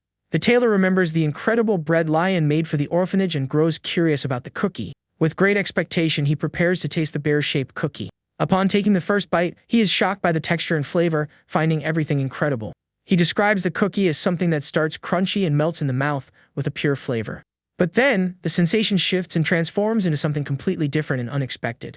The flavor becomes a story of a prince falling in love with a country girl. The tailor turns flushed and emotional, feeling that the word delicious is not enough to describe it. With wide eyes, he shouts that isn't a cookie, but rather a true work of art. Lion observes satisfactorily and thinks the cookie's qualities remind him of himself. The tailor recovers and praises the young master for the wonderful snack he prepared. He says he almost cried with emotion, and that the cookie filled him with endless inspiration. The man introduces himself as Andri and promises to answer any question with total honesty. Andri assumes the youth wants to order clothes, and Lion confirms that is exactly it. The tailor says he is the best at his craft, but that there is a major problem in hiring him. He warns that if other nobles find out about him, Lion might become a laughingstock. Andri reveals he is an illegitimate son of a noble family, and because of that, he is despised by everyone. He explains that the nobles abandoned him, and now many refuse to do business with him. The tailor suggests Lion lie about the clothes' origin, but the youth asks to see his work. Andri says he only has commoners' clothes, but Lion insists, saying he just wants to see his skill. With a sigh, Andri draws back a curtain, and what Lion sees on the other side leaves him astounded. The tailor says they are just pieces he sells to his neighbors, but Lion thinks it's all incredible. System windows pop up, showing that the simple clothes have 1 or 2 stars of quality. Lion looks at the wonderful clothes, shocked to think that that is Andri's reality. He realizes that for a simple fabric to have 2 stars, the other conditions must be perfect. The protagonist imagines what Andri could create if he had access to high-quality fabrics. Lion then declares he wants to wear clothes made by Andri at his coming-of-age ceremony. The tailor says it would be an honor, but worries about the young master's reputation. The protagonist holds up 3 fingers and says he will need 3 outfits for the ceremony. Andri stares at Lion with a look full of doubt and concern, not knowing whether to accept the proposal. But the protagonist guarantees he will take full responsibility and challenges him to have ambition. The tailor thinks about the chance to create beautiful clothes with fine fabrics and show off all his talent. With his heart racing, Andri accepts the offer and tells the young master just to give the order. Full of energy, the tailor grabs his tools and asks what kind of clothes Lion desires. The youth describes that he wants something elegant with a sense of unity, but without looking old-fashioned. Suddenly, Andri realizes the patriarch will also wear his clothes and asks if Lion is sure. With a confident smile, Lion says the opinion of other nobles doesn't matter to his family. The tailor understands that no one would dare criticize the Asteri family, which is almost like royalty. With renewed confidence, Andri goes back to his desk and begins drawing with total concentration. He introduces himself formally as Andri and promises he will give his best to create the outfits. Andri asks if Lion has a fabric in mind, but the youth admits he doesn't understand the subject. Then Lion hands over a large book, and the tailor is shocked to see the legendary Asteri fabric catalog. With trembling hands, he asks permission to open it, and Lion tells him to look through it at his leisure. Carefully, Andri opens the ancient catalog, revealing secrets guarded for generations. A golden light emanates from the book, and the tailor is left breathless upon seeing the first page. The catalog shows fabrics from all over the continent, including the rare elf hair, woven by few elves. He also sees the fairy breath created by mages and is surprised that those fabrics truly exist. Lion asks if he liked anything, and Andri says the problem is not having a fabric he doesn't like. Suddenly, the tailor stops on a specific page, a look of surprise on his face. He explains that a young lady used to like that fabric, but it was impossible to find on the market. The tailor never forgets a fabric he touched, but the catalog had no information about it. Lion approaches to look and analyzes the fabric sample with attention and curiosity. A system window reveals the fabric is the Archmage's unconditional love, made for his daughter. Lion connects the information and realizes the young lady was his mother and the Archmage was his grandfather. He decides they must use that fabric, and Andri agrees on the spot, saying it is possible. Fired up, the tailor prepares to start taking measurements to begin the work. At that moment, Lixil enters the shop, saying it took him a bit to gather some supplies. Lion gets confused by the word supplies and notices there is a lot of noise outside the shop. Looking through the window, he and Andri are shocked by the scene they find on the street. An entire caravan of wagons is stopped in front of the shop, unloading equipment and materials. Lixil explains he heard about Lion's interest in the tailor and decided to provide proper support. He says that, since it is his brother's only coming-of-age ceremony, it needed to be special. With a smile, Lixil asserts that that level of backing is the minimum he could do. Lion asks Andri if he prefers the new tools, but the tailor shakes his head. With tears in his eyes, Andri shouts with happiness and asks to swap out all his tools. Sometime later, with the measurements taken, Andri thanks Lion for his patience during the process. The tailor promises to create a masterpiece, but the protagonist asks him to take it easy. Lion then says he has one more favor to ask and approaches with a mysterious smile. He asks if Andrew could teach him how to sew, leaving the tailor and Lixil in total shock. Lixil and Andrew worry about the idea of Lion learning to sew, but he guarantees everything is fine.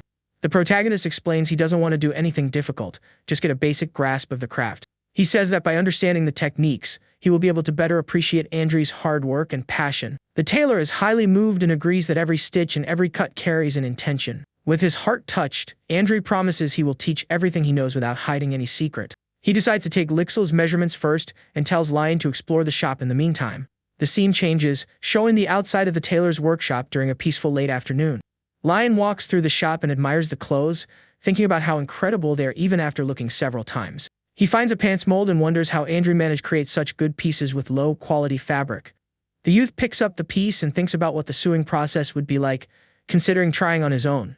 He decides that, since he lacks experience, it would be best to start with hand sewing instead of using a machine. Then Lion remembers an artisan repair kit he received as a freebie at a magic shop. Excited, he thinks that is the perfect opportunity to use the magical item he stored away. Upon activating the kit, one of the old needles glows and transforms, looking completely new. Lion is fascinated to see that the needle renews itself and even threads itself automatically.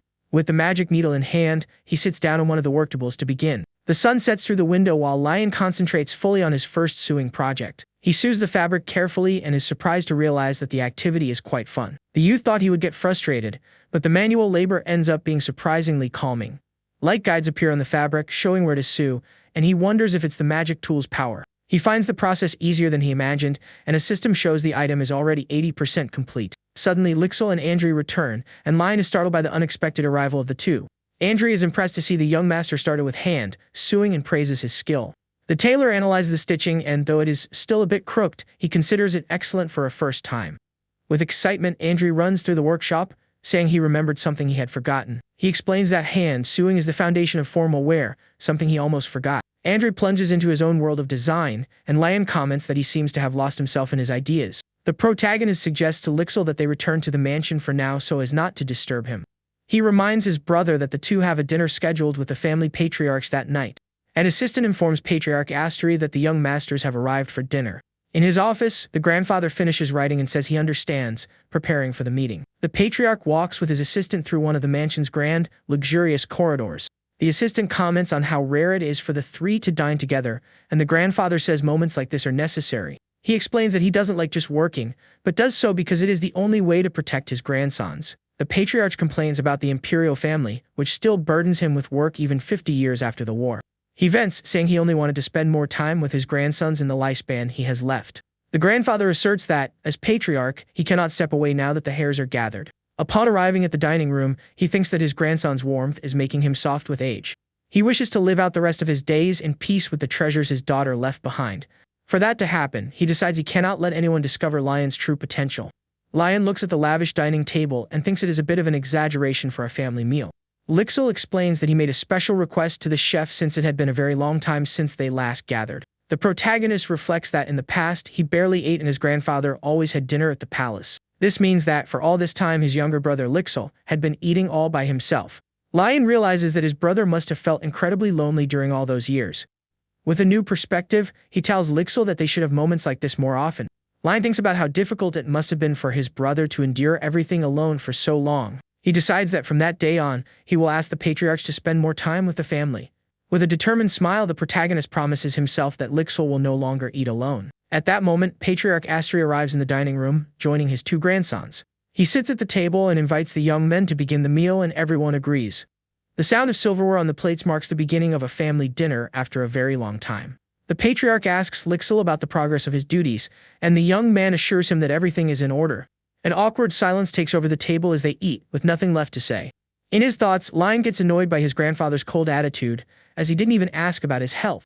He realizes that this isn't the mood his brother wanted and decides to break the ice. Lion then directly asks his grandfather if he has ever created any fabric for his mother. The patriarch stops eating, takes a sip of wine, and replies that he does not know what he is talking about. The protagonist smiles, realizing that, just as he imagined, talking about his mother makes his grandfather uncomfortable. Calmly, Lion begins to recount that he met a tailor and found a unique fabric in the castle. He asks if Lixil remembers the glowing fabric, and the younger brother confirms that he does. The young man continues, saying that the tailor told him a young lady used to love that fabric. Lion concludes that, since the fabric is identical to the family's, he figured the young lady was his mother. The patriarch falls silent, and Lixil thinks that the topic of their mother was what the family avoided the most. The atmosphere in the dining room becomes heavy, with visible tension between the grandfather and the grandsons. In his thoughts, Lion reflects that you cannot bury the past and ignore it forever. He decides to use the family clothes as an excuse to mend the relationship and start a conversation.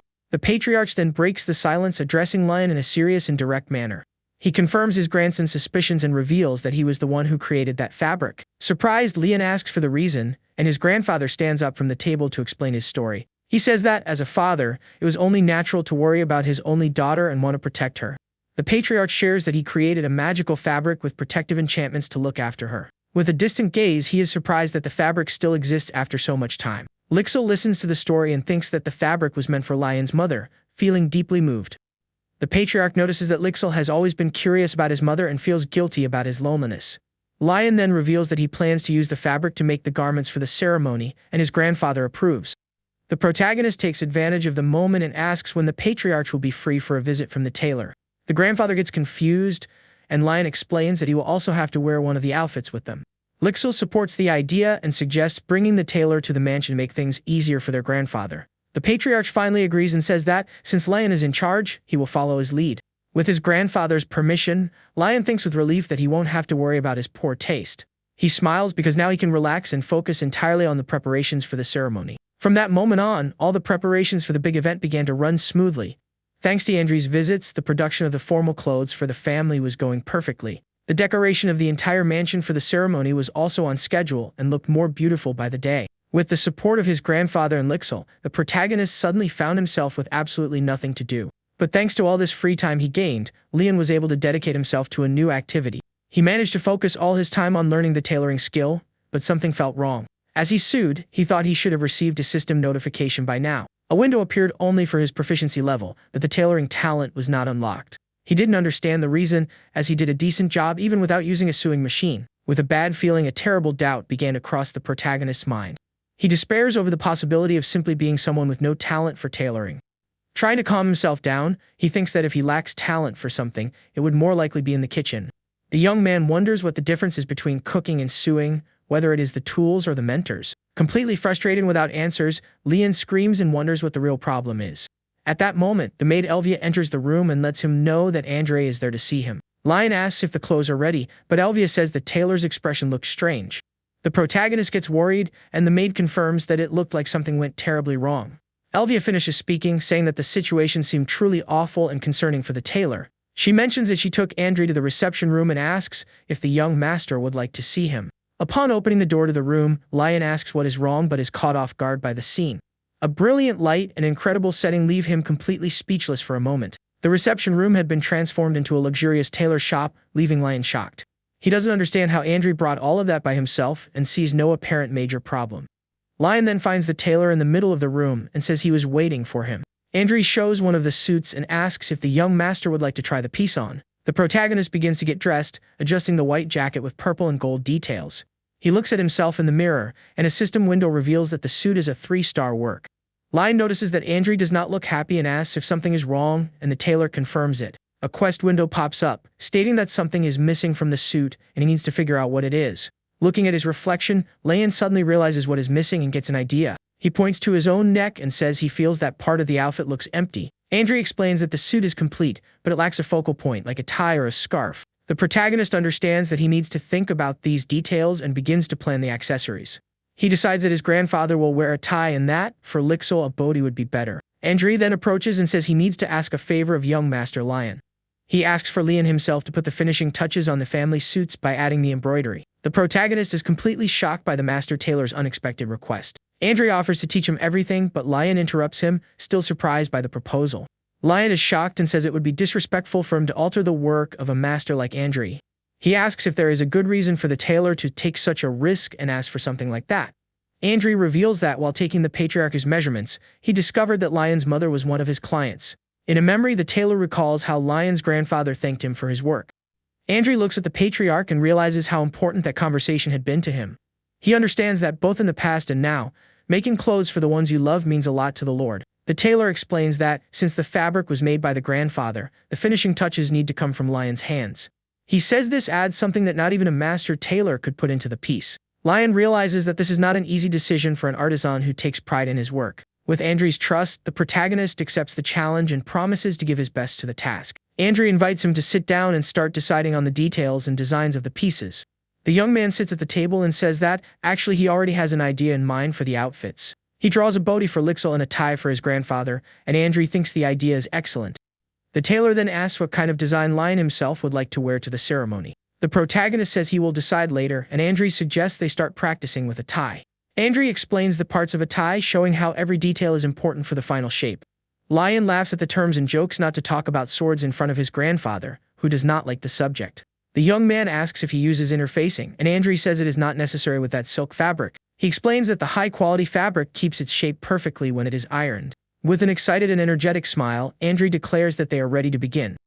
Sometime later, the 3 suits for the ceremony are displayed on mannequins in the workroom. Lion holds his first attempt at a tie, which the system calls overly ambitious. Andri suggests they move on to embroidery, and Lion says he wants to incorporate the family crest. He draws leaves connected to a branch, symbolizing that the family will always be united. Andri is impressed by the deep meaning and agrees to embroider with that idea in mind. The tailor explains that texture is the most important part to make the embroidery look natural. Lion understands that he needs to practice, so he asks for 3 days to finalize all the work. With a proud smile, Andri says he completely trusts the young master with the task. Days later, Lee analyzes a simple tie he made, thinking about how he sewed non-stop.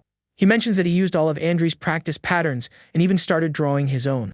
The protagonist reveals that he purposely did not use the magic kit so he could improve his skills. A system window shows that his tie has improved a bit, but he still thinks it is not easy. With his shoulders and eyes aching, Leon stretches, feeling the fatigue from the hard work.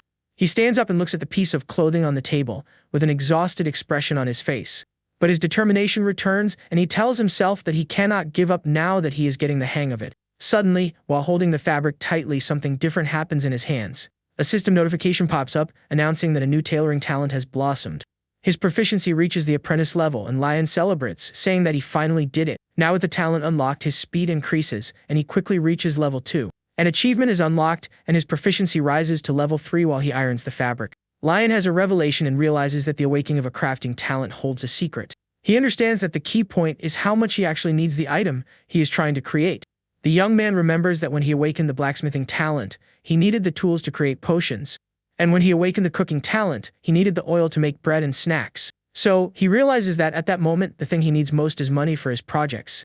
The protagonist is happy that he did not use the magic kit, because now he can create good things without help. He manages to create a high-quality tie, and a notification states that its value has increased with the artisan's touch. Excited, Leon holds the glowing needle and prepares to add the final embroidery to the piece. With the embroidery finished, the tie becomes a 3-star item, a true masterpiece. The system praises him, saying it is an incredible piece for an apprentice tailor, and Lion places it on the mannequin. Upon pairing the tie with the suit, the 2 pieces evolve into a unique set with a synergy effect. The suit becomes a 4-star set, a masterpiece of a master tailor, rare throughout the entire empire. The system reveals the effects of the set, which protects against impacts and maintains the aura of the Asteri family. A new Grand Tailor achievement appears, and Lion realizes he can complete it quickly. With calmness and concentration, he prepares to make the other 2 pieces for Lixil and his grandfather. He finishes Lixil's body, completing 2/3 of the tailoring achievement. Now the only problem left is his own suit, which needs an accessory.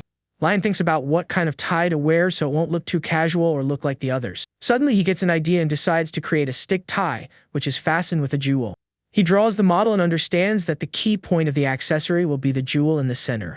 The young man goes to a jewelry box and begins to search for the perfect stone for his creation. He rummages through the jewelry his grandfather used to wear and finds a purple stone that catches his attention. Lion holds the jewel and realizes that its color is exactly the same as his family's eyes. He fastens the jewel to the tie and the accessory glows, finishing the suit perfectly. The Grand Tailor achievement is unlocked, and the system rewards him with 15,000 shillings. Surprised, Leon sees that he also earned a bonus of 10,000 shillings for his impossible achievement. With the extra money, he finally unlocks the system shop and gains 25,000 shillings all at once. Excited about the new shop, he prepares to explore but is interrupted by a shout. Lixil bursts into the room and asks why Lion is still sewing, since the ceremony is the very next day.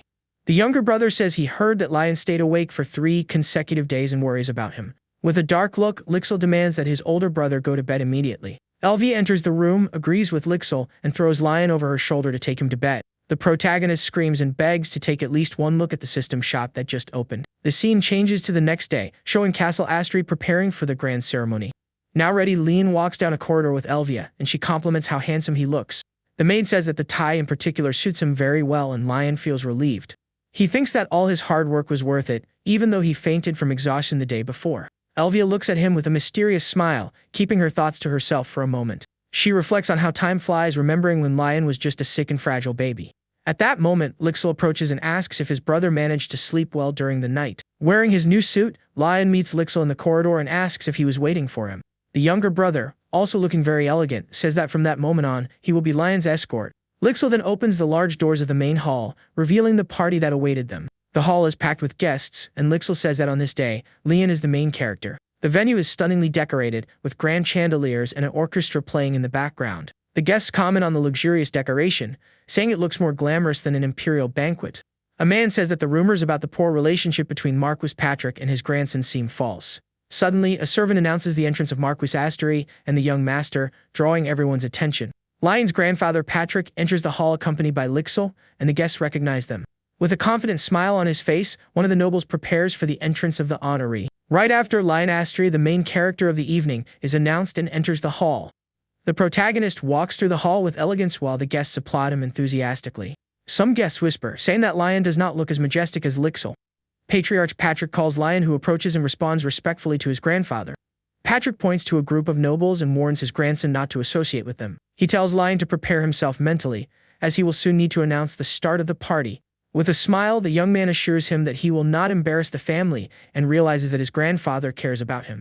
Lion walks toward the stage and thinks that his only goal there is quite simple and direct.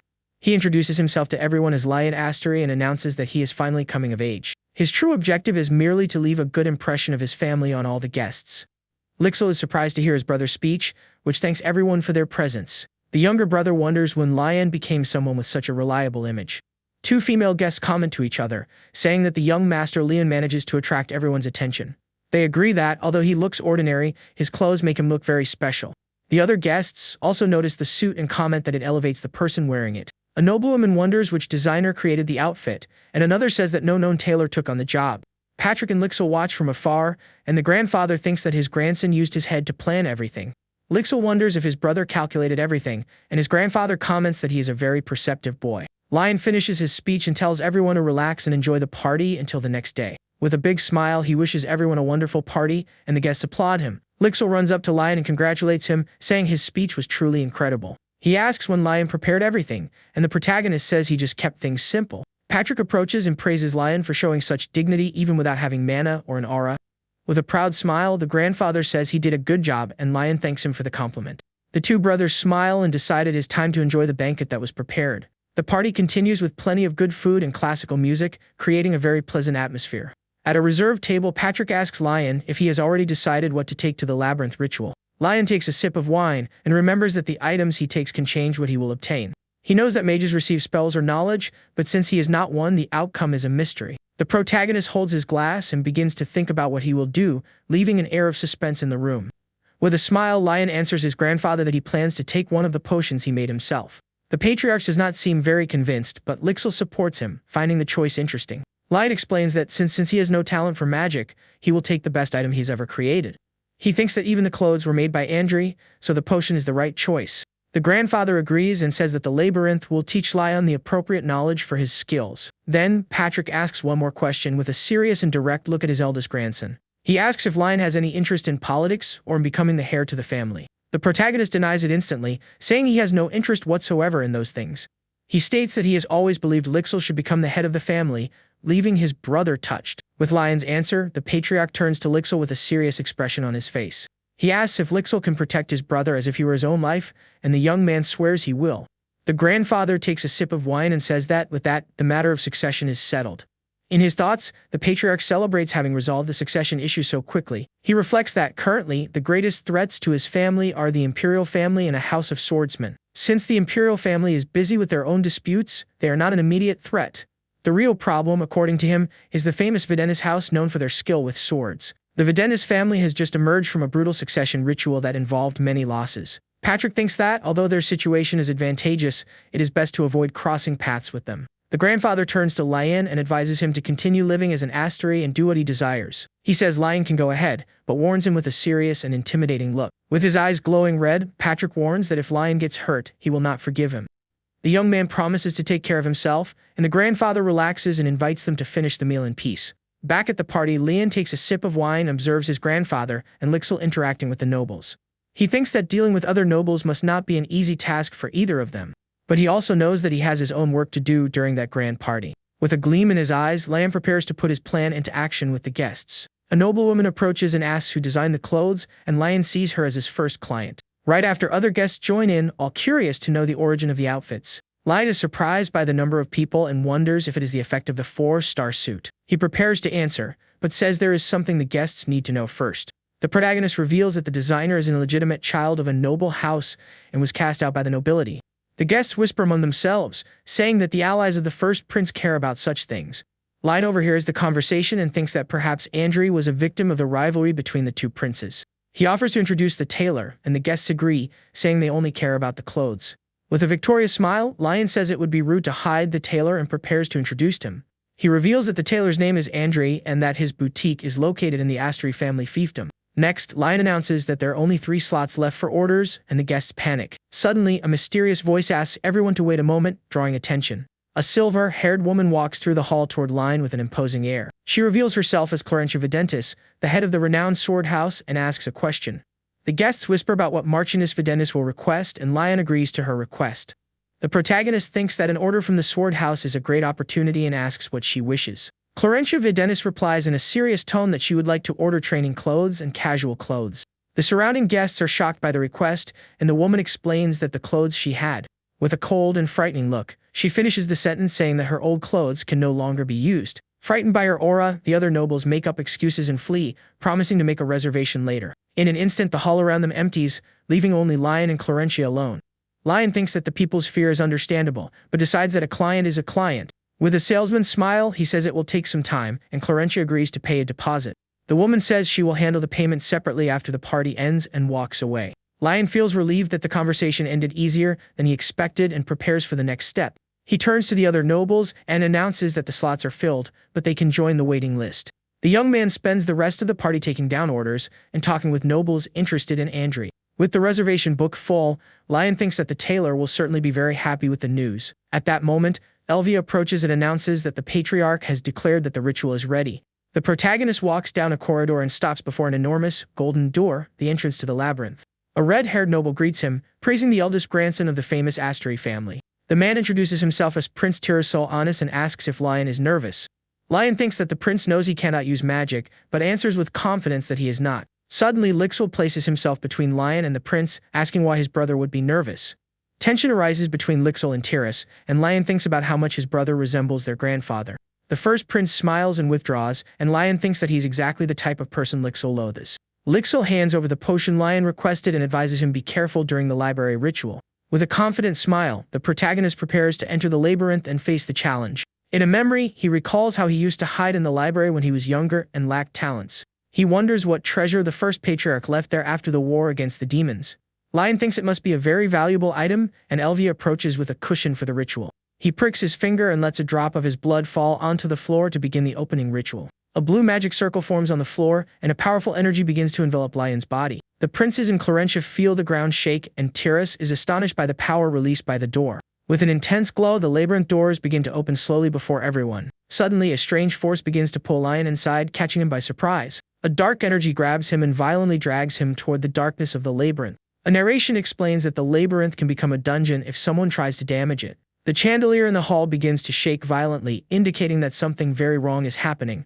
Tiras shouts in fear, and second Prince Kyle tells everyone to watch out for the tremor. Lion screams that something is wrong and wonders if the library was supposed to open that way.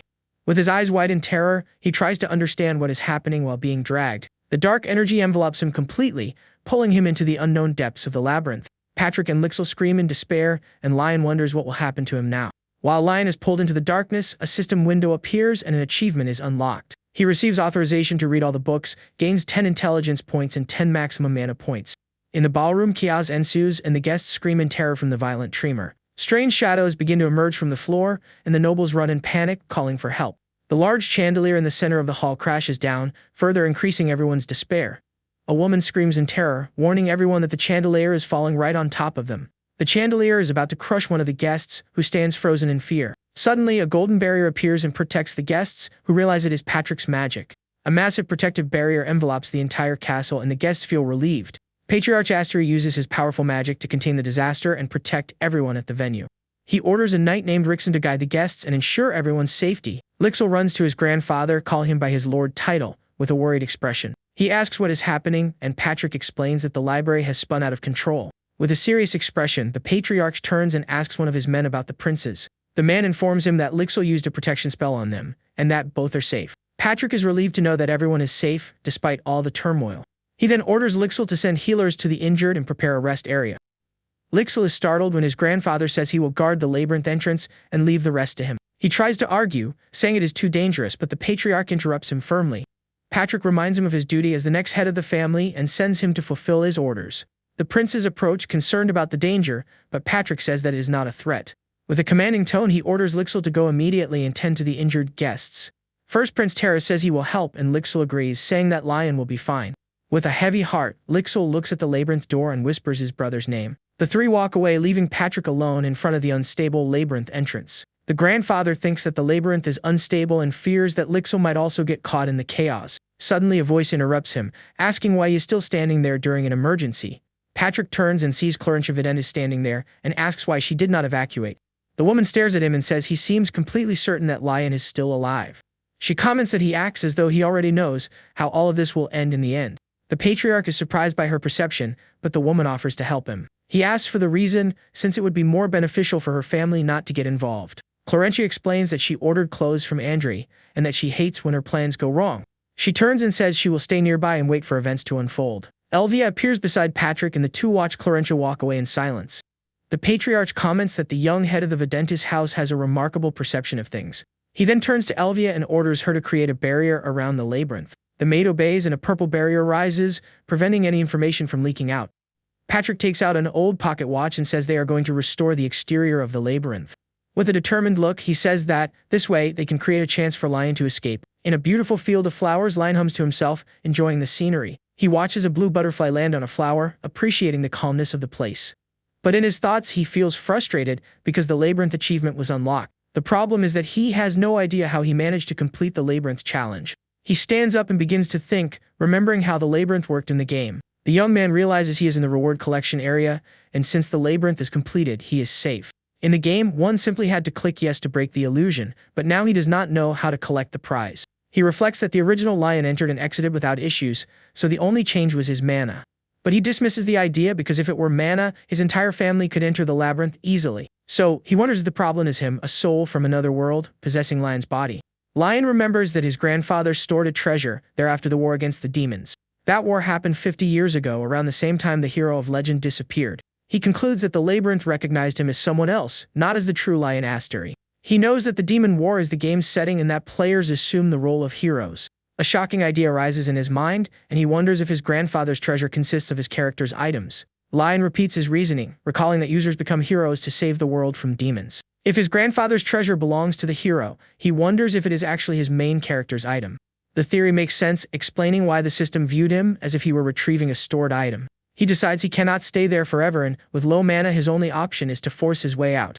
The protagonist walks through the field, certain that there must be a way out, even at his level. Suddenly, he steps on something and stops, looking down at the white flowers at his feet. He notices that the rare flowers are planted in a specific pattern, and that they cannot grow together. Lion also notices yellow flowers and purple weeds, each growing only in its own zone. He understands that if all types are mixed, something is very wrong with that place. The young man concludes that the area is subdivided and that the plants were placed there artificially. He believes that in a place where the rules of nature have been broken, there must be a key to escape. Lion leaps to a cliff where the three flowers grow together, certain that the answer lies there. He closes his eyes and focuses on the sound of his own heart, diving into his consciousness. By doing so, he manages to visualize his mana circle for the first time and becomes fascinated. A system window confirms that he can now check his mana circle data. The protagonist decides to focus and tries to make the mana flow visible to his eyes. With that, his expert eye skill is enhanced, allowing him to use it for 10 minutes. Upon opening his eyes, he sees red energy orbs and realizes that the place is a large trap. He concludes that either there are no mana threads there, or touching them would activate a new magic. With a smile, he decides to keep moving to find the true source of the problem. The young man walks through the flower field, using his new vision to find a way out of the illusion. Suddenly, a strange notification appears in his vision, but he cannot read what is written. As he approaches, his enhanced skill reveals the hidden name of the zone, and he realizes he has found it. The system reveals that this is the point of origin for the illusion's mana thread, and Lion kneels to look. He understands that he needs something to rid himself of the mana thread, and decides to take a look at the system shop. A system window informs him that since his assets have exceeded 100,000 shillings, all items in the shop have been unlocked. Lion Astri notices that there is now a new tab in the shop called Survival and decides to look there first. He sees items with absurd prices like an emergency escape chair and an ancient key, and wonders why there are only these. The protagonist thinks that besides the prices, there is no point in selling things he cannot use and looks for a filter function. At that moment, a system window asks if he would like to apply a filter, and the young man gets excited about the function. He asks the system to show items below 120,000 shillings from cheapest to most expensive and including discounts. The filtered list is much easier to read, but Lion notices that many items have conditions that prevent immediate use. He focuses on two items that seem to be the most useful at the moment, a magic detector and sharp scissors. The young man finds the magic detector tempting but too expensive, and decides that the scissors are the best choice to use right now. Without hesitation, he decides to buy the item and presses the purchase button on the system screen. The purchase is confirmed, and the scissors are now permanently bound to him, though he regrets seeing his shillings vanish so fast. Holding the scissors, Lion likes the fact that they are a permanent item and hopes they will solve the problem easily. He prepares to use the new item and decides that he will first cut the source of the mana thread he found. With a smile, the young man realizes that all his effort in collecting and crafting items paid off, as digging is now very easy. Using a tool, Lion begins to dig forcefully at the exact spot where the illusion's mana source is buried. Suddenly, a system notification warns that only 1 minute remains for the enhancement of his expert eye. Lion is surprised that time passed so quickly and continues digging desperately as the mana threads glow. His shovel hits something hard beneath the earth, and with a shocked expression, he realizes he finally found what he was looking for. He throws the tool aside and begins to dig with his bare hands, racing against time to unearth the object. The protagonist pulls a small chest from the ground, realizing with joy that it is identical to the reward chests in the game. With only 10 seconds left, he readies himself with the scissors to cut the mana threads binding the chest. With a swift and precise movement, the scissors cut the blue energy threads coming out of the reward chest.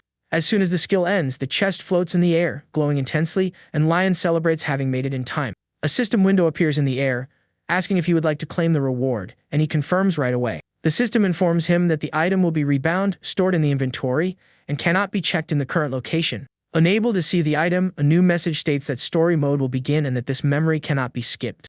Lion panics without understanding what story mode is or what is about to happen as his vision goes dark. The scene changes to a large hall where Lion stands before an enormous door, surrounded by other men. Marquis Patrick Astri asks Lixil if he handled the damage control well, and Lixil confirms that everything was hushed up. Lixil continues the report, saying he secured promises of cooperation from the two princes and the Videntis family. Patrick thinks that this way the rumors won't spread, and that the first prince's incompetence was useful this time. Lixil explains that he acted quickly so that the temple and the underworld wouldn't find out about his brother Lion's whereabouts. Patrick praises Lixil's work but reinforces that the information must never leak to those two specific factions. He thinks about the Archbishop of the Temple, who obsessively investigates anything related to the hero. His thoughts turn to the underworld, a major power founded by the hero's former companions. Patrick knows that those two factions could uncover the secret, realizing that Lion Astri possesses a special power. He is increasingly convinced that somehow Lion is directly connected to the hero of the past. The first piece of evidence was the hero's potion, and the second is the labyrinth incident where the hero's treasure was kept. Lion's grandfather concludes that there is something about the young man that even he himself is not aware of yet. Before Lixil, Patrick decides that they need to keep this information an absolute secret until they discover the whole truth. Back in the memory, the entire hall shakes violently, and someone shouts in despair that the labyrinth is moving. Marquis Patrick Astri orders everyone to prepare for what is to come, while Lixil feels an immense power coming from within. An intense purple light shines from inside the labyrinth door, and Lixil says that something is coming out. Suddenly, a small object flies out of the light and strikes Patrick's face hard, leaving everyone in shock. Patrick is dazed by the impact, while Lixil looks at the object that fell into his hands, not understanding anything. He notices that the object is a folded paper note and wonders what it could be. With a confused expression, Lixil begins to unfold the small note to read what is written. He recognizes his brother Lion's handwriting and notices that the note wasn't in a hurry but is clean, without any stains. Already recovered from the blow, Patrick approaches and asks Lixil what the note says. Lixil holds the note with trembling hands, looking at his grandfather with a nervous expression before answering. The scene returns to Lion, and a system window confirms that his entry into story mode has been successfully registered. He is sitting alone in a dark place with a headache, questioning if he really entered the system's story mode. A notification informs him that the memory video is playing, and Lion understands that he is watching someone's memory. In the memory, a person hands a small chest to a young Patrick, saying that he no longer needs it. Lion is shocked to hear his grandfather's name, realizing that this is the memory of the day he received the hero's item. He tries to listen to the conversation but cannot understand it well, and complains about the viewing angle and having created his character randomly. The young Patrick accepts the chest and promises that he will keep it safe, as requested. The memory ends, and the system informs him that Lion has peeked into the saved memory, exiting story mode. Lion finds himself back in the destroyed library of the labyrinth, confused by the scene ending so suddenly. He feels that the scene was important, but in the end, he obtained almost no useful information. The young man deduces that the memory was from the middle of the Demon War, when the hero entrusted the item to his grandfather for the future. Finally, the item in the chest is revealed, a set of the hero's accessories that serves to suppress and hide the user's information. Lion remembers that in the game this item was not hard to get and was mostly used to gain experience bonuses. He puts on a bracelet from the set and feels glad, as it appeared at the exact moment he needed to hide his mana. At that moment, the system asks if he wants to check the detailed information of his mana circle, and he accepts. The screen shows his mana circle, but Lion gets confused seeing that he has only one circle but can store a lot of mana. He thinks about how other people train day and night for years to expand their capacity and reach the second or third circle. Sitting in the middle of the projection of his own circle, the young man wonders why his first circle is so large. In a small version of himself, he decides not to think too much about it and concludes that a good thing is simply a good thing. Lion stands up, relieved to know that with this new item, no one will discover his secret, and celebrates his success at the ceremony. He stops for a moment and thinks that now there is a new problem he needs to solve. The problem is that, despite everything, he is still trapped inside the labyrinth, which is completely destroyed. The young man decides that he must first look for a way out and approaches one of the books fallen on the floor. A barrier prevents him from advancing, stating that access is denied without the master's permission, who is now Lion himself. He questions if he became the master because he cleared the labyrinth and realizes that this was not part of his original plan. The system informs him that the entrance is broken and repairing itself, and he realizes he cannot leave the place in that state. Lion panics, imagining his grandfather Patrick yelling at him for causing such a large disaster. Suddenly, he gets an idea and realizes that if he is the master of the place, perhaps he himself can clean up the mess. The system offers the option to reset the labyrinth, but he declines as that would make all items and books disappear. He asks for other options, and the system offers a manual adjustment to restore the labyrinth, but warns that it will take time. Lion compares manual restoration to modifying a save file and decides to use a point from 1 week ago as a reference. He specifies that the reversion should exclude the artifacts he already possesses and asks how long it will take to finish. The system replies that the process will take 672 hours, which shocks the young man as he realizes it is an entire month. The protagonist asks if he can at least walk around the labyrinth while he waits, and the system confirms that the master can go anywhere. He then questions if there is a way to send messages outside and discovers he can use an old book slot for that. Satisfied with the answers, the young man smiles and agrees to the plan, preparing to start the long repair process. Lion gives the command to begin the restoration, and a large magic circle of green light forms around him.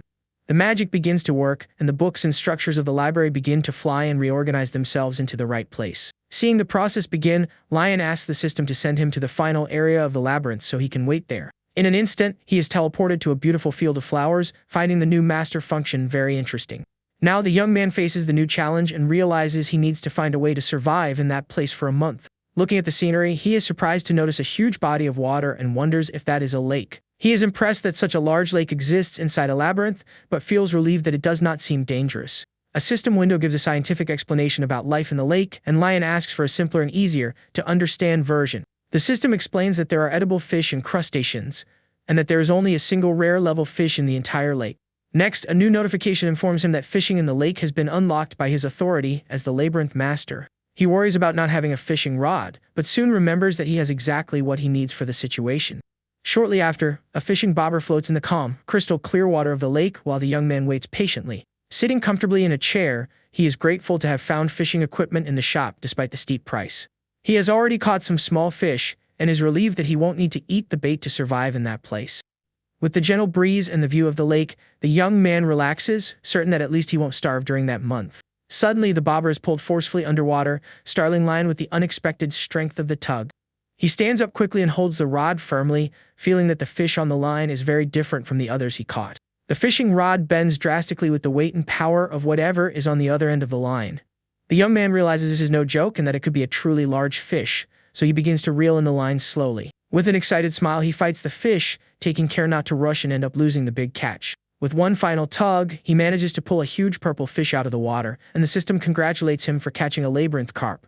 He holds the giant fish, and the system description says it restores health and stamina, making it perfect for consumption. With his heart racing, the young man understands the thrill that makes so many people fall in love with fishing. Because he understood the essence of fishing, he awakens a new talent and his fishing proficiency rises to the apprentice level. Lion places the large fish in the basket and celebrates, because the carp that increases stamina is exactly what his fragile body needs.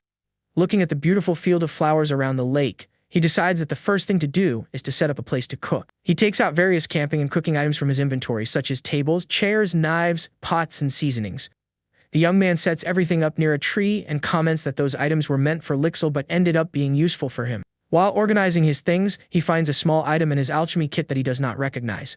The item is a magic flint, a free gift from the system that allows lighting campfires with much greater ease. With just a strike of the magic flint, a strong and vibrant flame instantly arises, ready for the campfire. He admires the campfire crackling under the evening sky, feeling that the fire makes the environment much more comfortable. With everything ready, Lion approaches the wooden table to begin preparing the large carp he caught. He holds the fish carefully, preparing to remove the purple scales and begin the outdoor meal. He decides that a primitive roast is the best option, and the system informs him that the fish's innards are not fit to eat. However, the same window says that the innards are a perfect ingredient for alchemy, and Lion decides to seize the opportunity. Without a second thought, the young man throws the carp's innards directly into his large alchemy cauldron. The cauldron begins to heat up by itself as soon as the ingredient enters, and the young man finds this automatic function very convenient. While the alchemy takes place, he prepares several skewers with vegetables and other foods, thinking that everything tastes better this way. Carefully, he skewers the fish with the head facing downward, explaining that this helps the excess oil drain away. This way, the meat stays very tender on the inside while the skin gets perfectly crispy on the outside. He positions the skewers around the campfire, satisfied to see that his primitive carp roast is ready to begin. While the food roasts slowly, Lion looks at the sky and decides it is a good time to set up his sleeping area. He thinks it is a bit of a chore, but knows it is a unique opportunity to camp that way. With a smile, the young man says that a little extra effort is necessary to get a romantic camping vibe. He sets up a small improvised tent with a sleeping bag, thinking that the final result didn't turn out bad at all. Looking at the food on the campfire, he realizes he finished setting up at the perfect time for dinner. Sitting in front of the fire, he takes one of the roasted fish, which glows with a golden hue and looks delicious. The system describes the item as grilled labyrinth carp, which grants satiety and a chance to gain something special. Lion notices a warning on the item for the first time, stating that the food cannot be taken outside the labyrinth.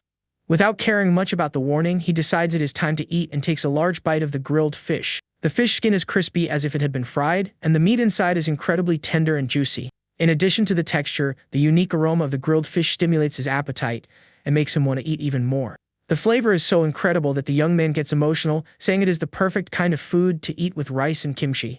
He is amazed because the carp does not have the strong earthy smell or the small bones that fish usually have. While he eats, a system notification warns that his maximum mana has increased by a microscopic amount. Lion is completely shocked by the message and cannot believe what he just read in the system window. He confirms that his mana reserve actually got larger and is astonished by the idea of being able to expand it just by eating. The young man thinks that if the mages outside knew about this, they would have dried up the lake and wonders if it would work on Lixil. He decides that he definitely needs to save some of that fish to give to his brother later. After eating, Lion turns to the alchemy cauldron, curious to see what the result of the process was. Inside the cauldron, a shiny white pearl floats, the labyrinth carp essence, which increases mana recovery. Lion is shocked to see that the item is of expert level and imagines that the effects must be absolutely massive. After a moment of surprise, a smile of satisfaction appears on his face as he holds the valuable pearl. He admits he cannot suppress his curiosity with items like this and decides to save the essence to use later. The young man thinks that because of recent events, he couldn't focus on alchemy, but now he has plenty of ingredients. He knows that the labyrinth is full of fresh materials and mana, and best of all, there is no one around to interrupt him. With a determined look, he smiles and thinks that, technically, that place has become something very special to him. That labyrinth is now his exclusive hunting and training ground, a perfect place for him to get stronger all by himself. With his hands together and a greedy look, he celebrates having far more things to explore than he imagined. But before he starts exploring everything, he knows he needs to finish eating his delicious grilled carp. A few days pass and Lion can now catch huge labyrinth crawfish which are as big as lobsters. He holds a net filled with 3 massive crawfish and wonders if he is just having a very lucky day. After storing the crawfish in his inventory, he decides to use some leftover flour to make a soup. Walking barefoot through the grass, Lion reflects that he is slowly getting used to the quiet life inside the labyrinth. He establishes a routine, checking his fish traps in the morning and then going to tend to the crops he planted. Upon checking his small garden, the young man is happy to see that his banana sweet potatoes are growing very healthily. Satisfied with the plants, the protagonist decides that on that day he will focus on gathering other types of ingredients. During his search, he finds several items, such as a spicy blackberry, a mushroom that grants mana, and a special daisy. He finds the daisy flower very beautiful, and the system shows that it can be sold for 300 shillings. The young man thinks it would be nice to plant some flowers to decorate his campsite, but suddenly something in the description surprises him. He looks again at the system window and focuses on the selling price, unable to believe what he is seeing. With wide eyes, Lion realizes that the simple flower he picked can actually be sold for money.